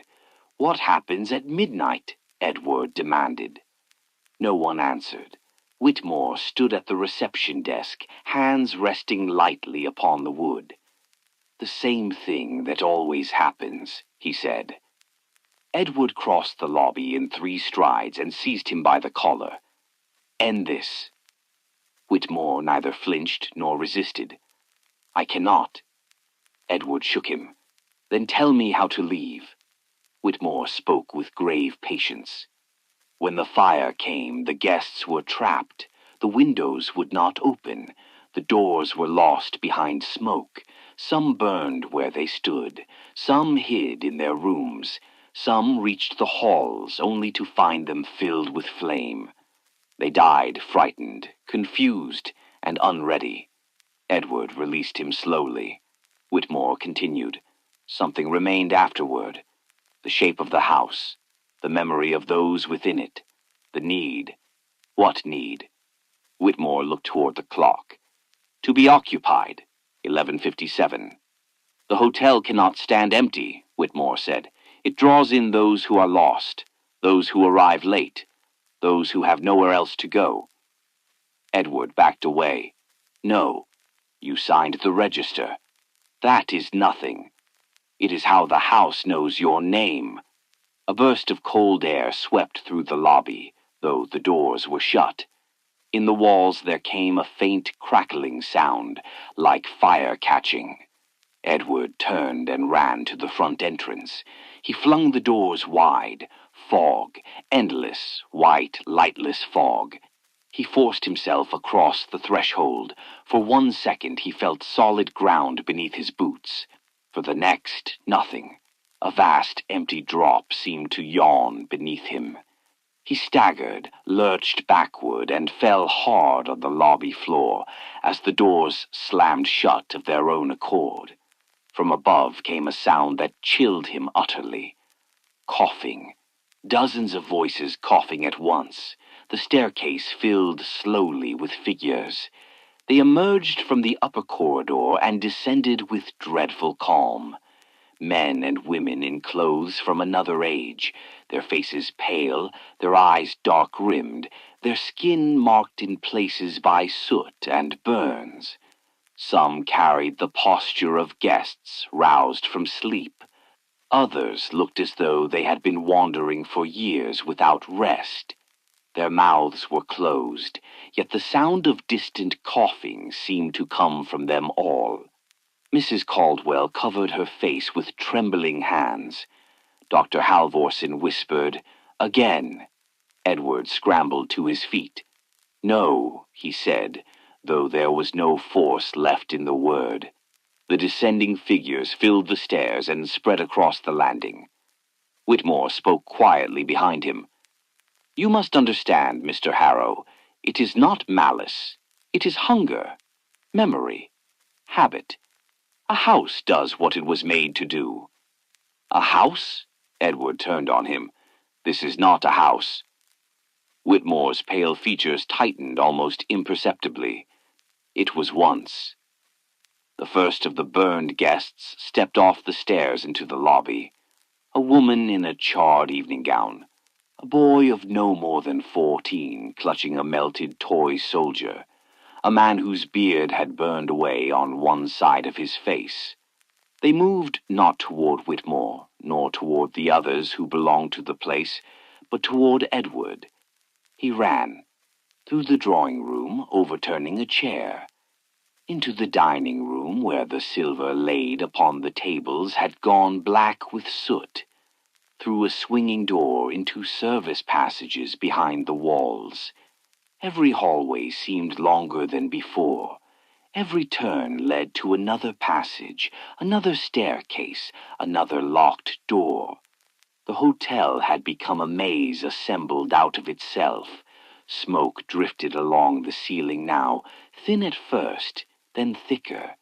He wrapped his scarf over his mouth and plunged downward into the cellar. The steps ended in a stone corridor lined with wine racks and coal bins. Somewhere ahead a red glow flickered. Edward stopped. From the darkness came the faint crackle of flames and the smell of burning varnish. He backed away at once, turned another corner, and found himself staring into the lobby. Impossible though it was, he had circled back. The burned guests stood where he had left them, waiting.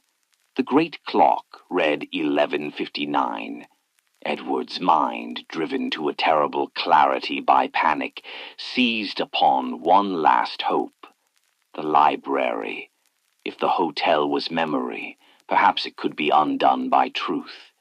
If the fire had begun in some part of the building, perhaps there remained some physical center to the haunting, some place, some object, some source.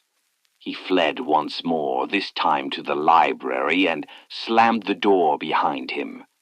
The room trembled faintly. Books had fallen from the shelves. The newspapers lay scattered across the floor.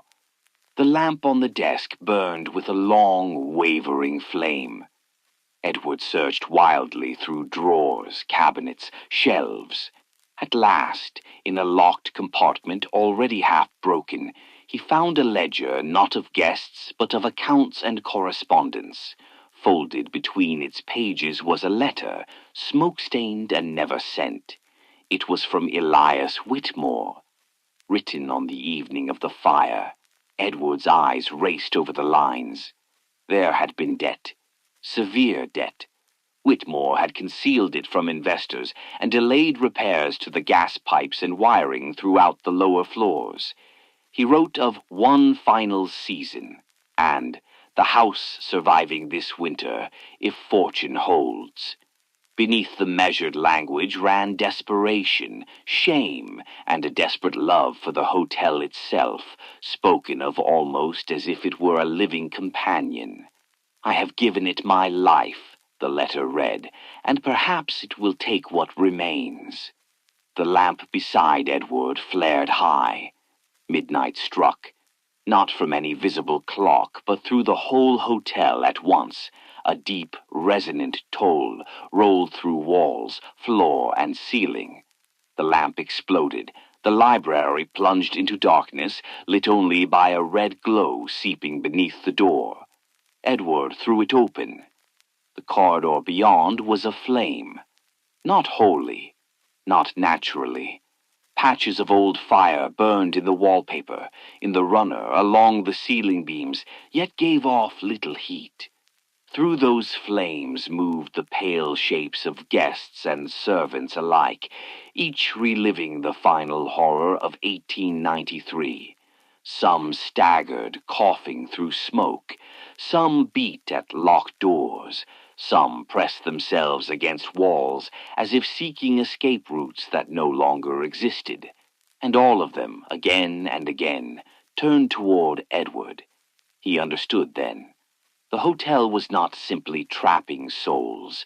It was repeating its death, consuming it endlessly, and drawing in the living to complete the memory. Every new guest renewed the pattern. Another name in the book, another witness, another keeper of the rooms. He clutched Whitmore's unsent letter and forced his way back toward the lobby through heatless flame and crowds of the dead. Whitmore stood beneath the great clock as before, though now his waistcoat was blackened, his face streaked with soot, his hair singed at the temples. The polite illusion had dropped away. At last Edward saw the man not as manager, but as one more ghost among ghosts. "You knew," Edward said hoarsely. Whitmore inclined his head. "Yes. You caused it." Whitmore closed his eyes briefly. "Yes." Edward held up the letter. "Then end it." Whitmore looked at the paper in his hand with an expression so old and tired that Edward, for one brief and dreadful moment, almost pitied him. "If confession were enough," Whitmore said, "it would have ended years ago." "Then what?" Whitmore's gaze shifted to the register upon the desk. "The house must let go." "How?" Whitmore answered in a whisper. "It has never wished to." The burned guests were gathering again, filling the edges of the lobby. Mrs. Caldwell stood among them now, no longer apart. Dr. Halverson removed his spectacles with shaking fingers and put them in his pocket as though preparing for some final procedure. The dark-coated gentleman lifted his head for the first time, and Edward saw the ruin of flame across his throat. The clock's minute hand trembled past midnight. Whitmore looked at Edward with something like sorrow. "It needs a host," Edward understood too late. He lunged for the register, meaning to tear it apart, to cast it into the fire, to do anything that might break the cycle. But the instant his fingers touched the leather cover, the hotel seemed to shudder in relief. The flames died, the smoke thinned, the coughing ceased. The lobby returned to its earlier stillness, though now the silence was deeper and more absolute than before. The great clock stopped. 12 o'clock. Edward tried to pull his hand away from the register and could not. A numb cold traveled from his fingertips to his wrist, then up his arm. Names filled his vision, not only those in the book, but countless others spoken nowhere yet kept within the walls. He saw every arrival, every late knock at the door, every frightened face lifting in gratitude at the sight of the lamp outside. He saw Whitmore welcoming them all. He saw himself doing the same. "No," he whispered. Whitmore stepped forward. His features were already fading, as if light were being withdrawn from behind them. "It is done," he said. "What have you done to me?" "Only what was once done to me." One by one the other guests began to recede, not walking away, but thinning like breath on glass. Mrs. Caldwell gave Edward a final look, almost kind. Dr. Halverson bowed his head. The burned guests upon the stairs dissolved into shadow. Whitmore, too, was vanishing. Edward reached for him. "Wait." Whitmore's voice came faint and distant. "Be polite to those who arrive. They are always tired, always cold. It is the least we can do." And then he was gone. Edward stood alone in the lobby of the Ashbourne Hotel. The register lay open beneath his hand. The ink of his own signature glistened wetly upon the page, though he had signed it the previous night. Beneath it, new lines appeared in blank space, as if waiting patiently for names not yet written. He tried the front door once more. This time it opened onto a proper road, bordered by hedges silvered with moonlight. The fog had lifted just enough to show the lane stretching away into darkness. Hope struck him so violently he nearly cried aloud. He ran down the steps, and at once found himself not on the road, but standing inside the lobby again, hand upon the doorknob, the door only half open.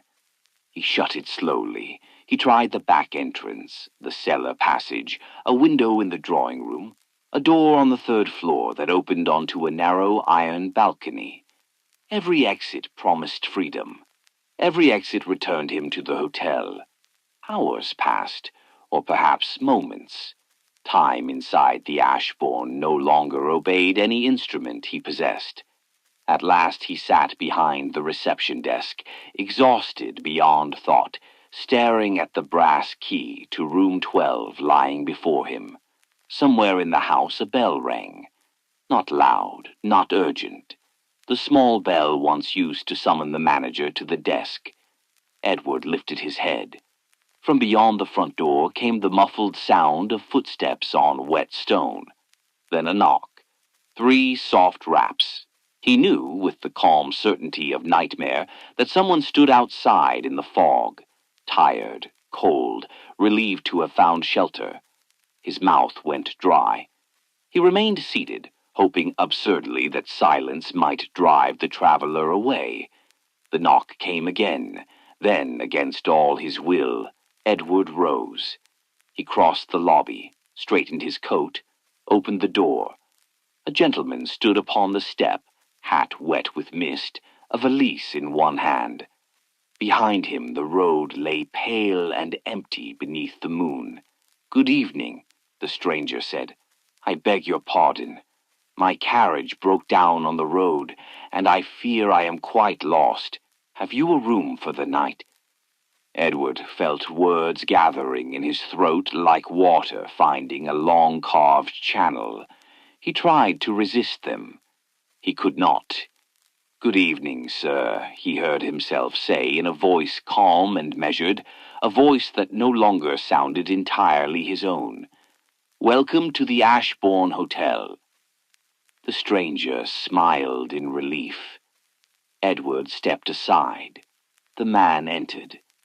And somewhere high above, behind the black windows of the upper floors, pale figures gathered soundlessly in the lamplight to watch.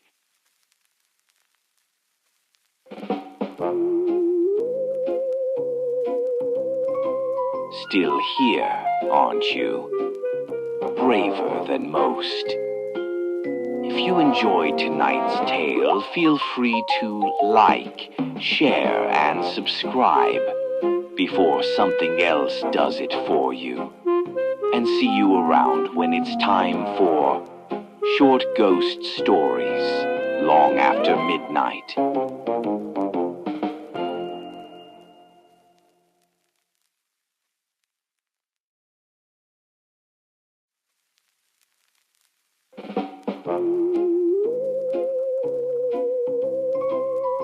Welcome to Short Ghost Stories, a place where midnight chills come to life, and where spine-tingling tales of ghosts and spirits, haunted places and dark entities leave you terrified beyond belief, where things move after dark.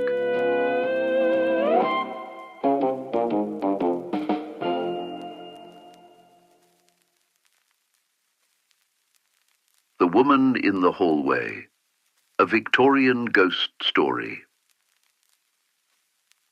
Ashvale stood at the far edge of the moors, where the land gave up pretending to be solid and sank into mist. A few cottages leaned into the wind, their chimneys coughing smoke into the pale evening sky, and at the very end of the crooked road stood the Hollowmere Inn. Once a grand coaching house, it now sat like a tired sentinel, its roof bowed, its windows dulled with age, and its door forever creaking as though whispering secrets to the night. It was here that Jonathan Harkerby, a weary traveller and collector of old stories, arrived one autumn dusk. His coach had thrown a wheel in a rut several miles back, and with the moors thickening into fog behind him, he sought only warmth and a bed. The inn's sign, a painted heron, faded near white, swung on rusted chains above the door. When he entered, the smell of smoke and damp wool met him, and the murmur of low voices drifted from a nearby parlour.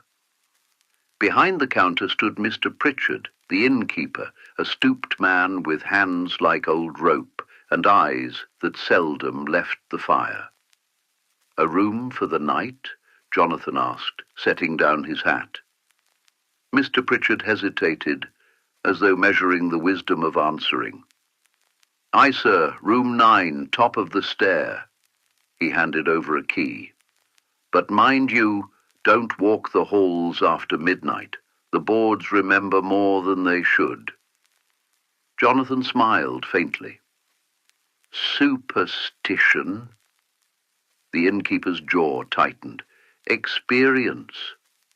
That evening, over a modest supper of bread and stew, Jonathan made acquaintance with the inn's only other guest, a nervous schoolmaster who seemed to drink more than he spoke. The man, in between anxious glances toward the windows, told him the local legend. "She walks," he whispered, "when the moon is bright. A lady, white as frost, candle in hand.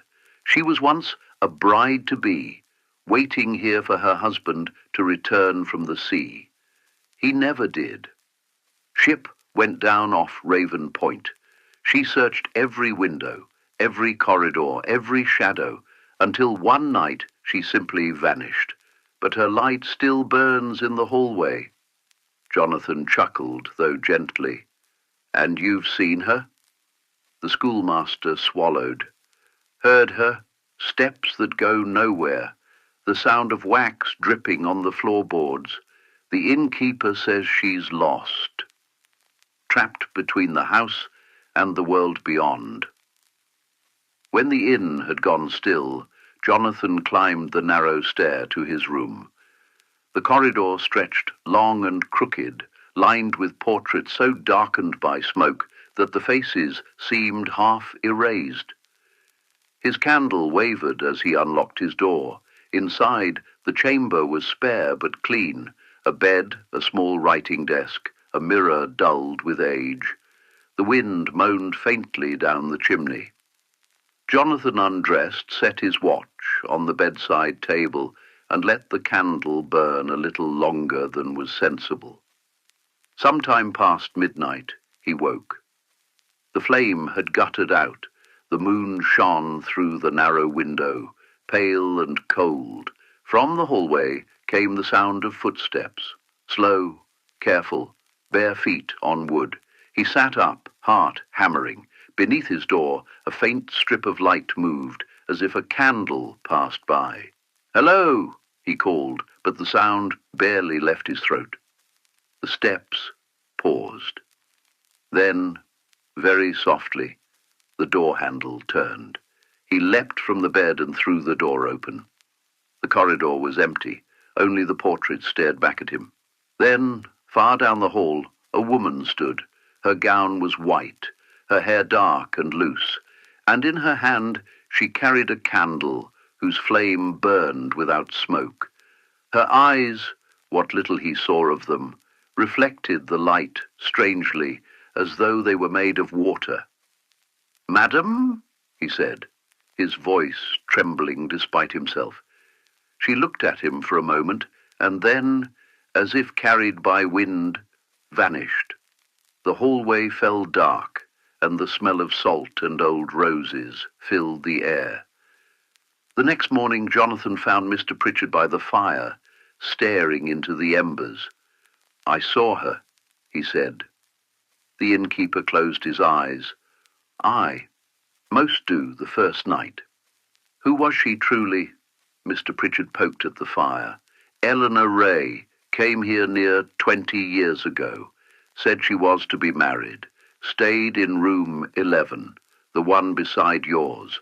Wrote letters each day, waiting on her sailor. One night she went walking the hall with her candle. The next morning she was gone. Only her locket left on the floor." "Found her?" "No one ever does." Jonathan leaned forward. "You've kept the room." "It keeps itself," said Pritchard. By noon, curiosity had overcome fear. Jonathan asked to see the room. The key turned stiffly in the lock, the door reluctant to open. Dust hung in the air, undisturbed for years. The curtains were drawn, and on the dresser sat a cracked mirror, its glass clouded. Beneath it lay a small, leather-bound diary, brittle with age. He opened it with care. March 7th. The wind keeps me awake. The sea sounds like a voice. March 10th. He will come when the moon is full. He promised he would find me by the hallway light. March 13th. Someone walks outside my door. When I open it, there is only the candle burning. March 15th. The waves are calling. I must go to him, tomorrow night when the moon is high. The final page was blank save for a smear of candle wax. Jonathan felt the chill of the room settle into his bones. That night he resolved to keep watch. The moon rose early, white as bone, flooding the narrow passage with pale light. He sat in his chair, candle beside him, notebook open, waiting. At the stroke of midnight, the temperature dropped so suddenly that his breath fogged the air. Then, from down the hall, the sound of a door creaking open. Eleanor stepped into view. She moved as though in water, her candlelight quivering on the walls. Her face was not hideous, not even sad, but distant, fixed on something beyond him. She drifted past his door without a sound, her skirts brushing the floor. Jonathan followed, candle trembling in his hand. She led him to the far end of the hall, where a large portrait hung, a young woman and a sailor hand in hand. The canvas trembled gently as she approached it, and then, impossibly, she walked through it. Jonathan gasped. The painting swung forward on its nail, revealing a narrow hidden passage behind. He entered. A draught of cold, briny air met him.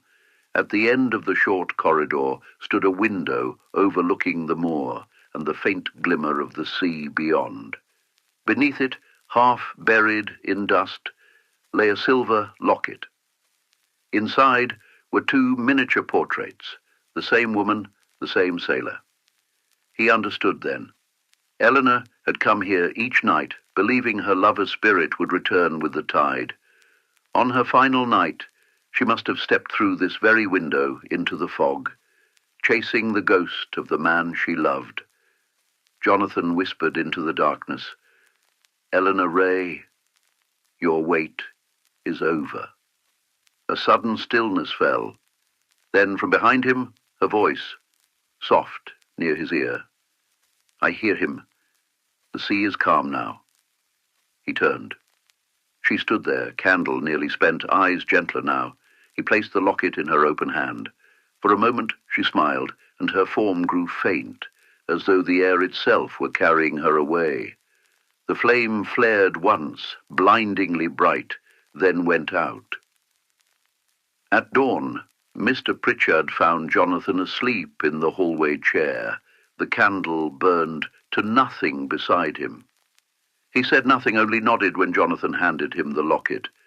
"She's gone," Jonathan said quietly. "Aye," said the innkeeper, gazing down the now silent corridor. "The house feels lighter." From outside, the first light of morning touched the old windows, and somewhere far away a seabird cried. And though the Hollowmere Inn still stood on the moors, lonely as ever, the guests who came after spoke of quiet nights. No footsteps, no whispers, no flicker of a stray candle. Only on certain moonlit evenings, when the wind was still and the rooms asleep, a faint scent of salt and roses drifted down the hallway, as though someone had just passed by on her way home at last.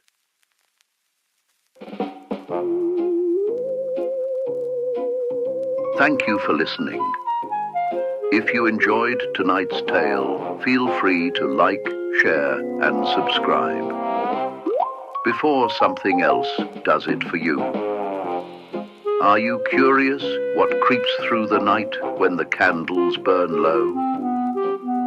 See you around when it's time for short ghost stories, long after midnight.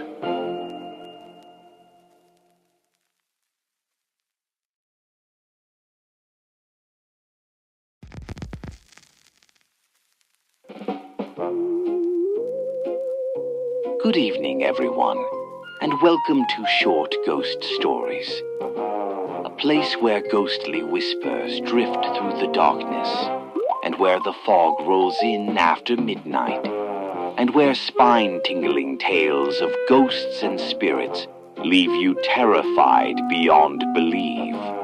Short Ghost Stories, long after midnight.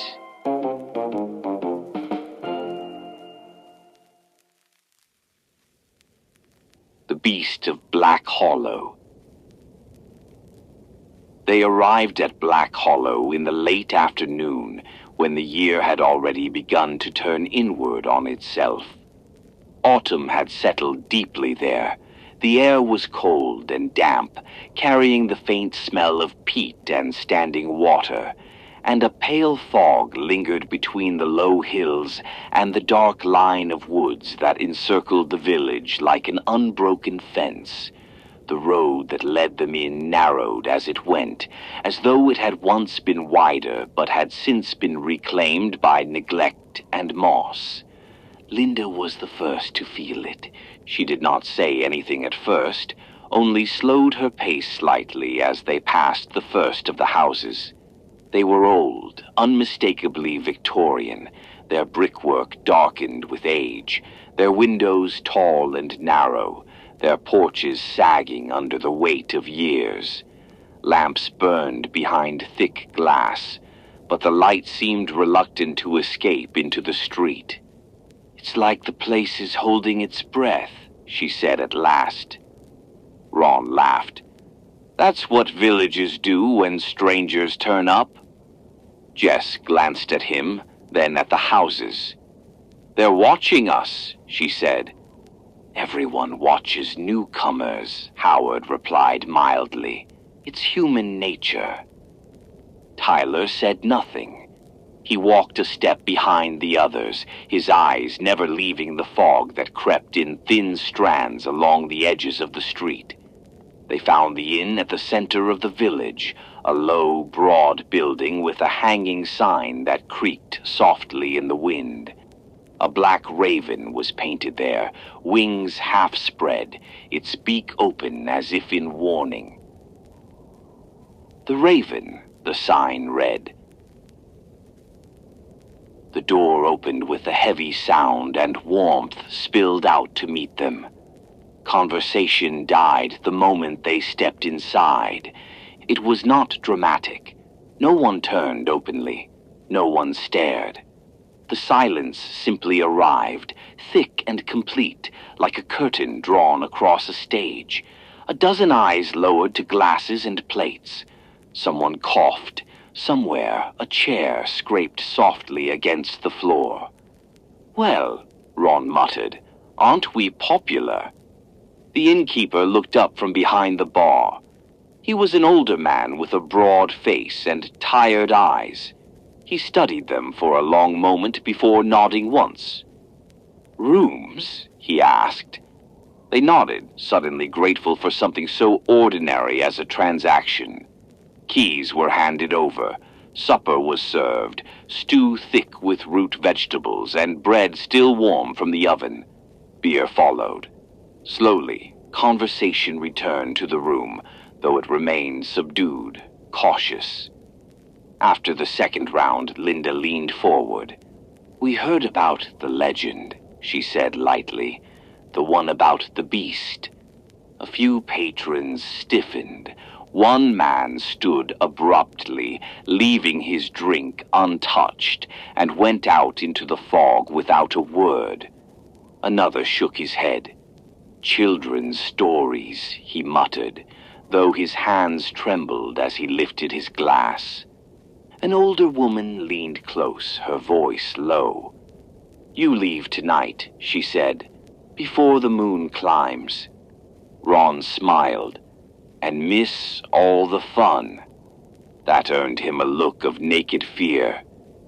"You don't understand," she whispered. "It comes to feed." Laughter followed, too loud, a little unsteady. A pair of men at the far table, already well into their drink, began arguing over details. How tall it was, how fast, whether it could be killed. Their words slurred, their eyes bright and unfocused. "Wolfman," one said. "Beast of Black Hollow," said another. "Devil in fur," said a third. The innkeeper slammed a glass onto the bar. "That's enough," he said. Then more quietly to the five of them. "Here is a map. Make sure to be back before darkness falls." Linda smiled, thanking him.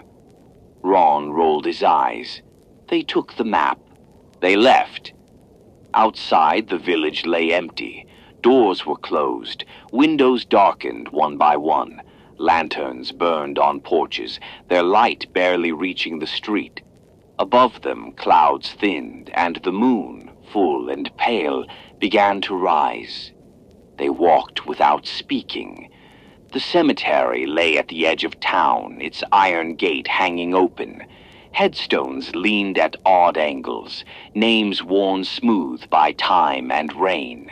As they entered, something moved between the rows.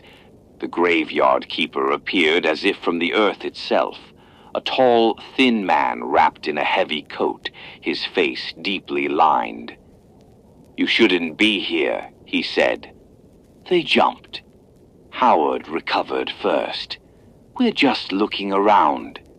The man shook his head slowly. "This is the wrong night." Tyler swallowed. "Why?" The keeper's eyes flicked to the moon. "Because it won't stop once it starts." "Stop what?" Ron demanded. The man stepped back, already retreating into shadow. "Leave Black Hollow," he said. "Now." Then he was gone. They laughed it off afterward, but the laughter did not last. They walked farther from the cemetery than they intended, guided more by instinct than decision, until the village lights were no longer visible and the ground began to soften beneath their feet. The marshland lay open before them, dark water reflecting broken fragments of moonlight, and beyond it the woods rose thick and unbroken, their edges blurred by mist. Here they stopped. Ron declared it far enough. Howard agreed, unfolding the map once more, though it offered little comfort now. Linda knelt and began arranging stones for a fire, her movements deliberate, almost ritualistic, as though repetition itself might impose order on the night. When the fire finally caught, it burned low and steady, its light pressing back the darkness only reluctantly. Shadows gathered just beyond its reach, deep and layered, as if the woods were leaning closer to listen. For a while, it felt almost normal. They sat close together, passing bottles and murmuring jokes that came too quickly, as though silence might invite something unwelcome. Ron held court, retelling the graveyard keeper's warning with exaggerated solemnity, mimicking the man's voice until Jess laughed despite herself. "You should have seen your face," Ron said to Tyler. "I thought you were going to bolt." Tyler forced a smile. He didn't sound like he was joking. "No one ever does," Ron replied. "That's how legends work." Howard leaned forward, warming his hands. "Legends usually grow from something real," he said. "A wolf, a murderer, a story passed down until it loses its edges." "And gains claws?" Jess asked. Howard shrugged. "Fear fills in the gaps." Linda listened without speaking. Her gaze kept drifting toward the trees, where the firelight faltered and failed. "I don't think it's just a story," she said quietly. Ron snorted. "Of course you don't. You want it to be real." "I want to understand it," Linda replied. "That's different." Jess studied her. "What do you think will happen?" Linda hesitated. "I think something will come close enough for us to know we shouldn't have stayed." Tyler shifted uneasily. He reached into his pack and produced a string of garlic, holding it up like a charm. "For protection," he said weakly. Jess burst out laughing. "That's vampires." Ron wiped tears from his eyes. "Well, if the beast's Italian, we're saved."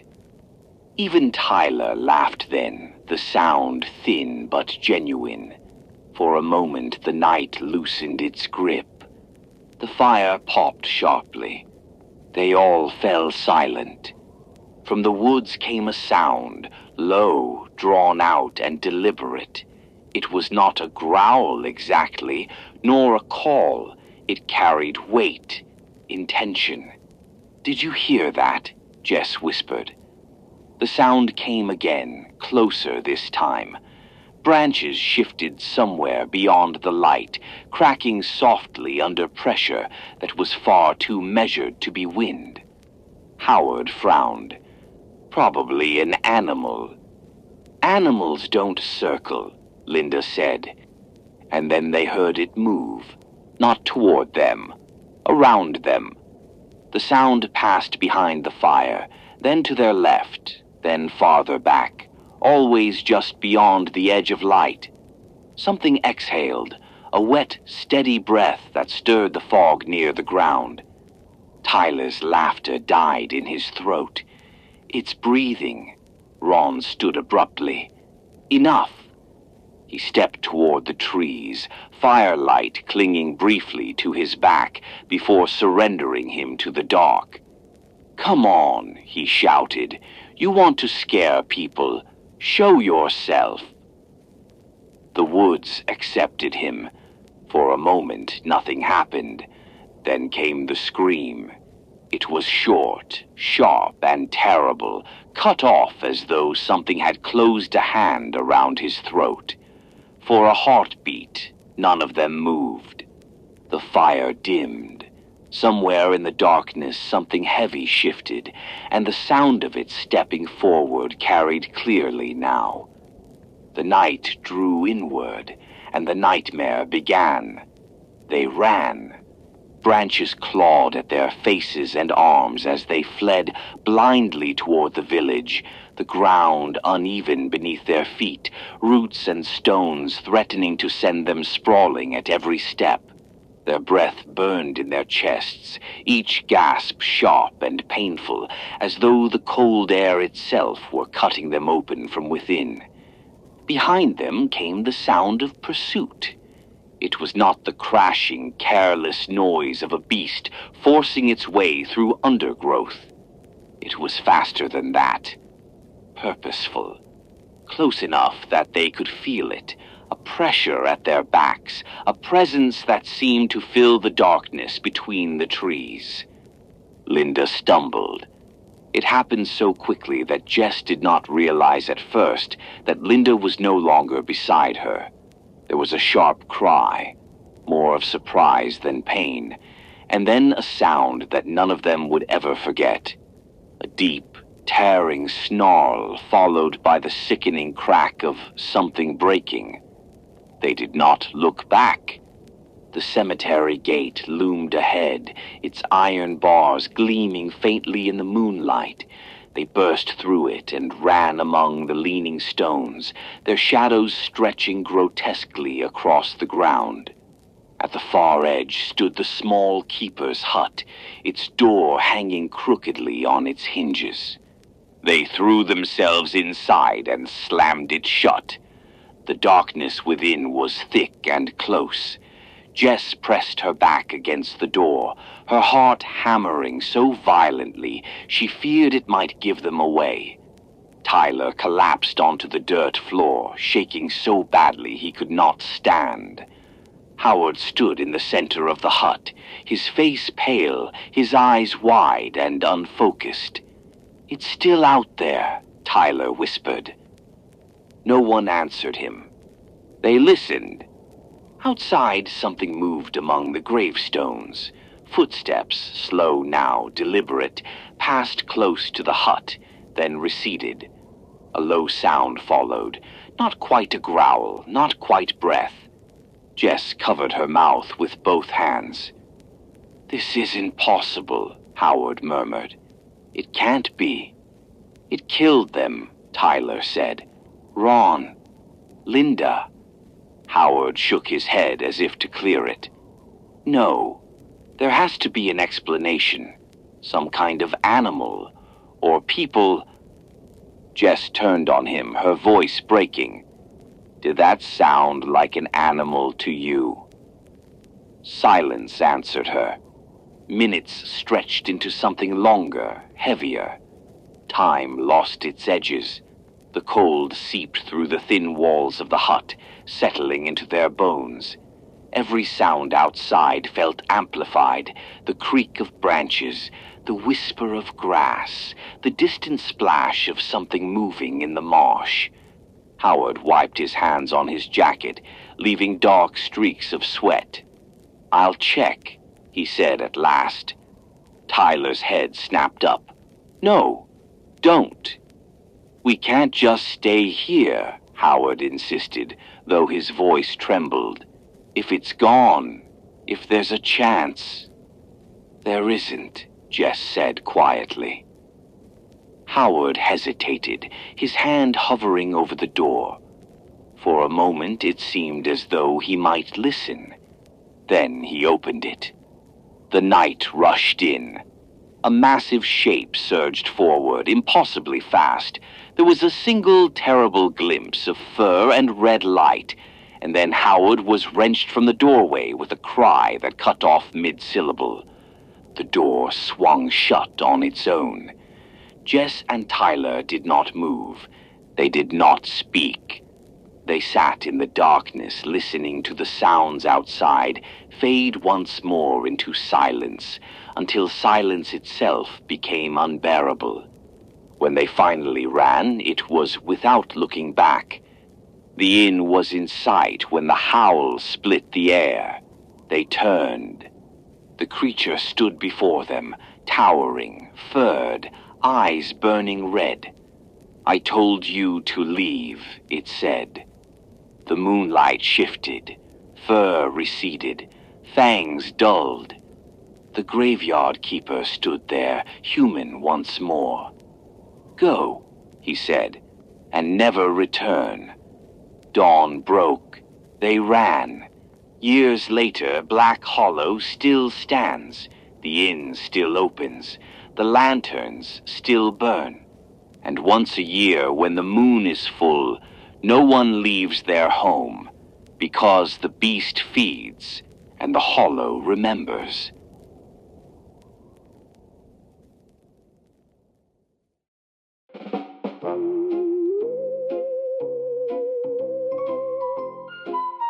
Thank you for listening.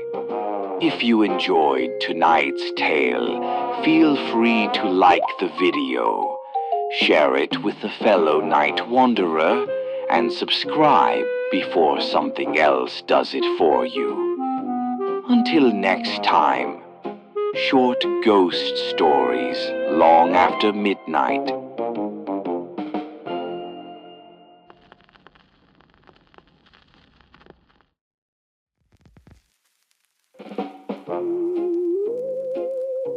Good evening, everyone, and welcome to Short Ghost Stories, a place where ghostly whispers drift through the darkness, and where the fog rolls in after midnight, and where spine-tingling tales of ghosts and spirits leave you terrified beyond belief. Short Ghost Stories long after midnight.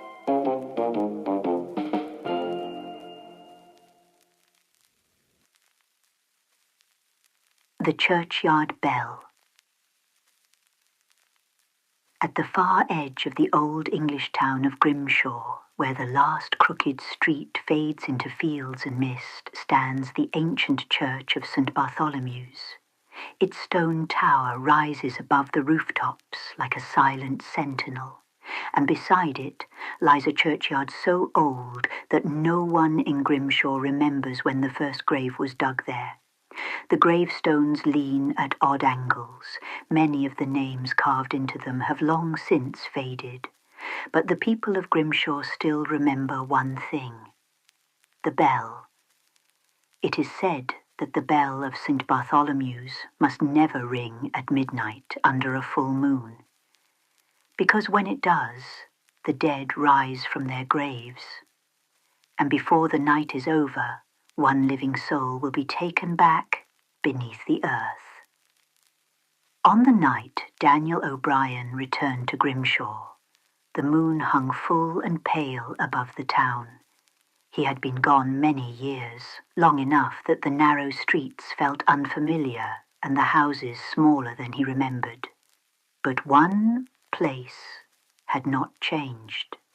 The Black Lantern Tavern still stood near the market square, its warm light spilling out onto the cobblestones. Inside, the tavern was crowded with locals gathered around the fireplace. The air smelled of smoke and ale, and quiet conversation filled the room. Daniel ordered a drink and listened. It did not take long for someone to notice the moon outside. One of the men by the fire leaned toward the window and frowned. "Full moon tonight," he muttered. The words seemed to quiet the room. An elderly man sitting nearby turned slowly toward Daniel. "You're not from around here anymore, are you?" Daniel smiled politely. "I grew up here." The old man studied him for a moment. "Then you must remember the churchyard bell." Daniel chuckled softly. "I remember the stories." Several people in the tavern exchanged uneasy glances. The old man's expression did not change. "Stories," he repeated. Daniel lifted his glass. "Ghost tales to frighten children." The old man leaned closer, lowering his voice. "They're not tales." Daniel raised an eyebrow. The man continued quietly. "When the bell of Saint Bartholomew rings at midnight under a full moon, the dead rise from their graves. They walk the churchyard until they find what they're looking for." Daniel took another drink. "And what's that?" The old man's eyes were dark and serious. "One living soul." The fire crackled softly in the silence that followed. Daniel laughed. "You expect me to believe that?" The old man did not smile. "Believe what you like," he said. Then he leaned closer still and added softly, "But pray it doesn't learn your name." Later that night, Daniel stepped outside the tavern. The streets of Grimshaw were strangely quiet. Most of the windows were dark, doors were locked, curtains drawn. It was as though the entire town had gone to sleep earlier than usual. Above the rooftops, the tower of St. Bartholomew's Church rose against the moonlit sky. Daniel looked at it for a long moment. The old man's words echoed faintly in his mind. Then he shook his head and smiled. Superstitious nonsense. Still, curiosity has a way of growing stronger in the silence of the night. Before long, Daniel found himself walking toward the edge of town. The streets grew narrower, the houses fewer, until finally the road opened onto the small hill where the church stood. The churchyard gate waited there, black and crooked against the pale moonlight. Daniel pushed it open. The iron hinges groaned softly. Inside the churchyard, a thin mist drifted slowly between the gravestones. The ground was uneven with age. Old stones leaned sideways like tired sentinels watching the passing centuries. The church tower loomed overhead. Daniel walked among the graves, reading the names and dates. Some stones were so worn that only faint traces of letters remained. Others were newer. One grave near the center of the yard caught his attention. The stone looked strangely fresh compared to the others. Curious, Daniel brushed away the thin layer of moss that covered its surface. The moment he read the name, his smile vanished. Carved into the stone were the words, "Daniel O'Brien." Daniel stared at it. Below the name there was space for a date, but no date had been carved, just a blank line beneath his name. For a moment Daniel said nothing. Then he laughed quietly. Very funny. Someone must have carved it as a joke.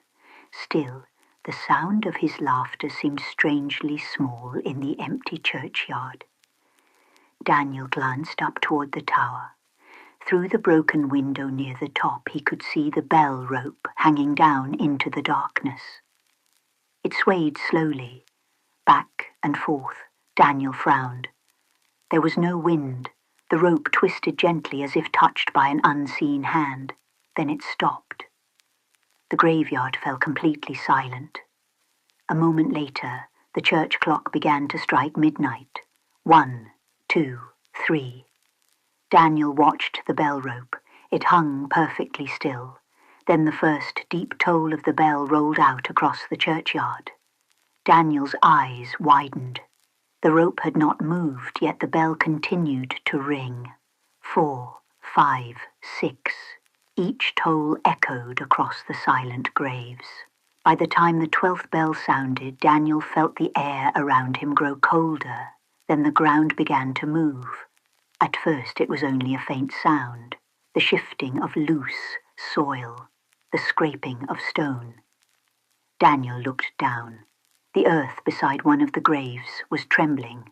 The cracked stone lid slowly tilted aside. A pale hand pushed its way through the soil. Daniel stumbled backward. More graves began to move. The ground opened in dozens of places. From the earth rose figures grey with decay and dust. They were not skeletons, not quite corpses, something between the two. The dead. They climbed slowly from their graves, standing motionless among the crooked stones. Then one by one their hollow eyes turned toward Daniel. He began backing toward the gate. The figures started walking, slowly, silently. Mist curled around their feet as they moved. Daniel turned and ran. He reached the iron gate and pulled. It would not open. He pulled harder. The metal bars felt frozen in place. Behind him, the footsteps of the dead scraped softly along the gravel paths. A whisper drifted through the mist. Daniel. He froze. Another voice followed. Daniel, O'Brien. More voices joined the first, low, hollow, repeating his name. The dead were calling to him. Daniel's heart pounded in his chest.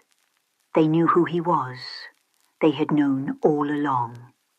Daniel tried climbing the gate. His hands barely reached the top when cold fingers seized his ankle. He kicked wildly. More hands reached out from the mist. Grey faces stared up at him with empty eyes. The ground beneath the graves began to open again. Daniel screamed as the dead dragged him down. Their hands pulled him into the cold soil. The earth closed above him. High above the churchyard, the bell rang once more. A single hollow toll. Then silence returned to Grimshaw. At dawn, the townspeople approached the churchyard. They did not speak. They simply walked among the graves until they reached the fresh mound of earth near the centre. A wooden marker had already been placed there. Carved into the wood were the words, Daniel O'Brien. Beneath the name was the date of his death, and high in the tower of St. Bartholomew's. The bell rope swayed gently in the morning breeze, as though someone unseen had just let go.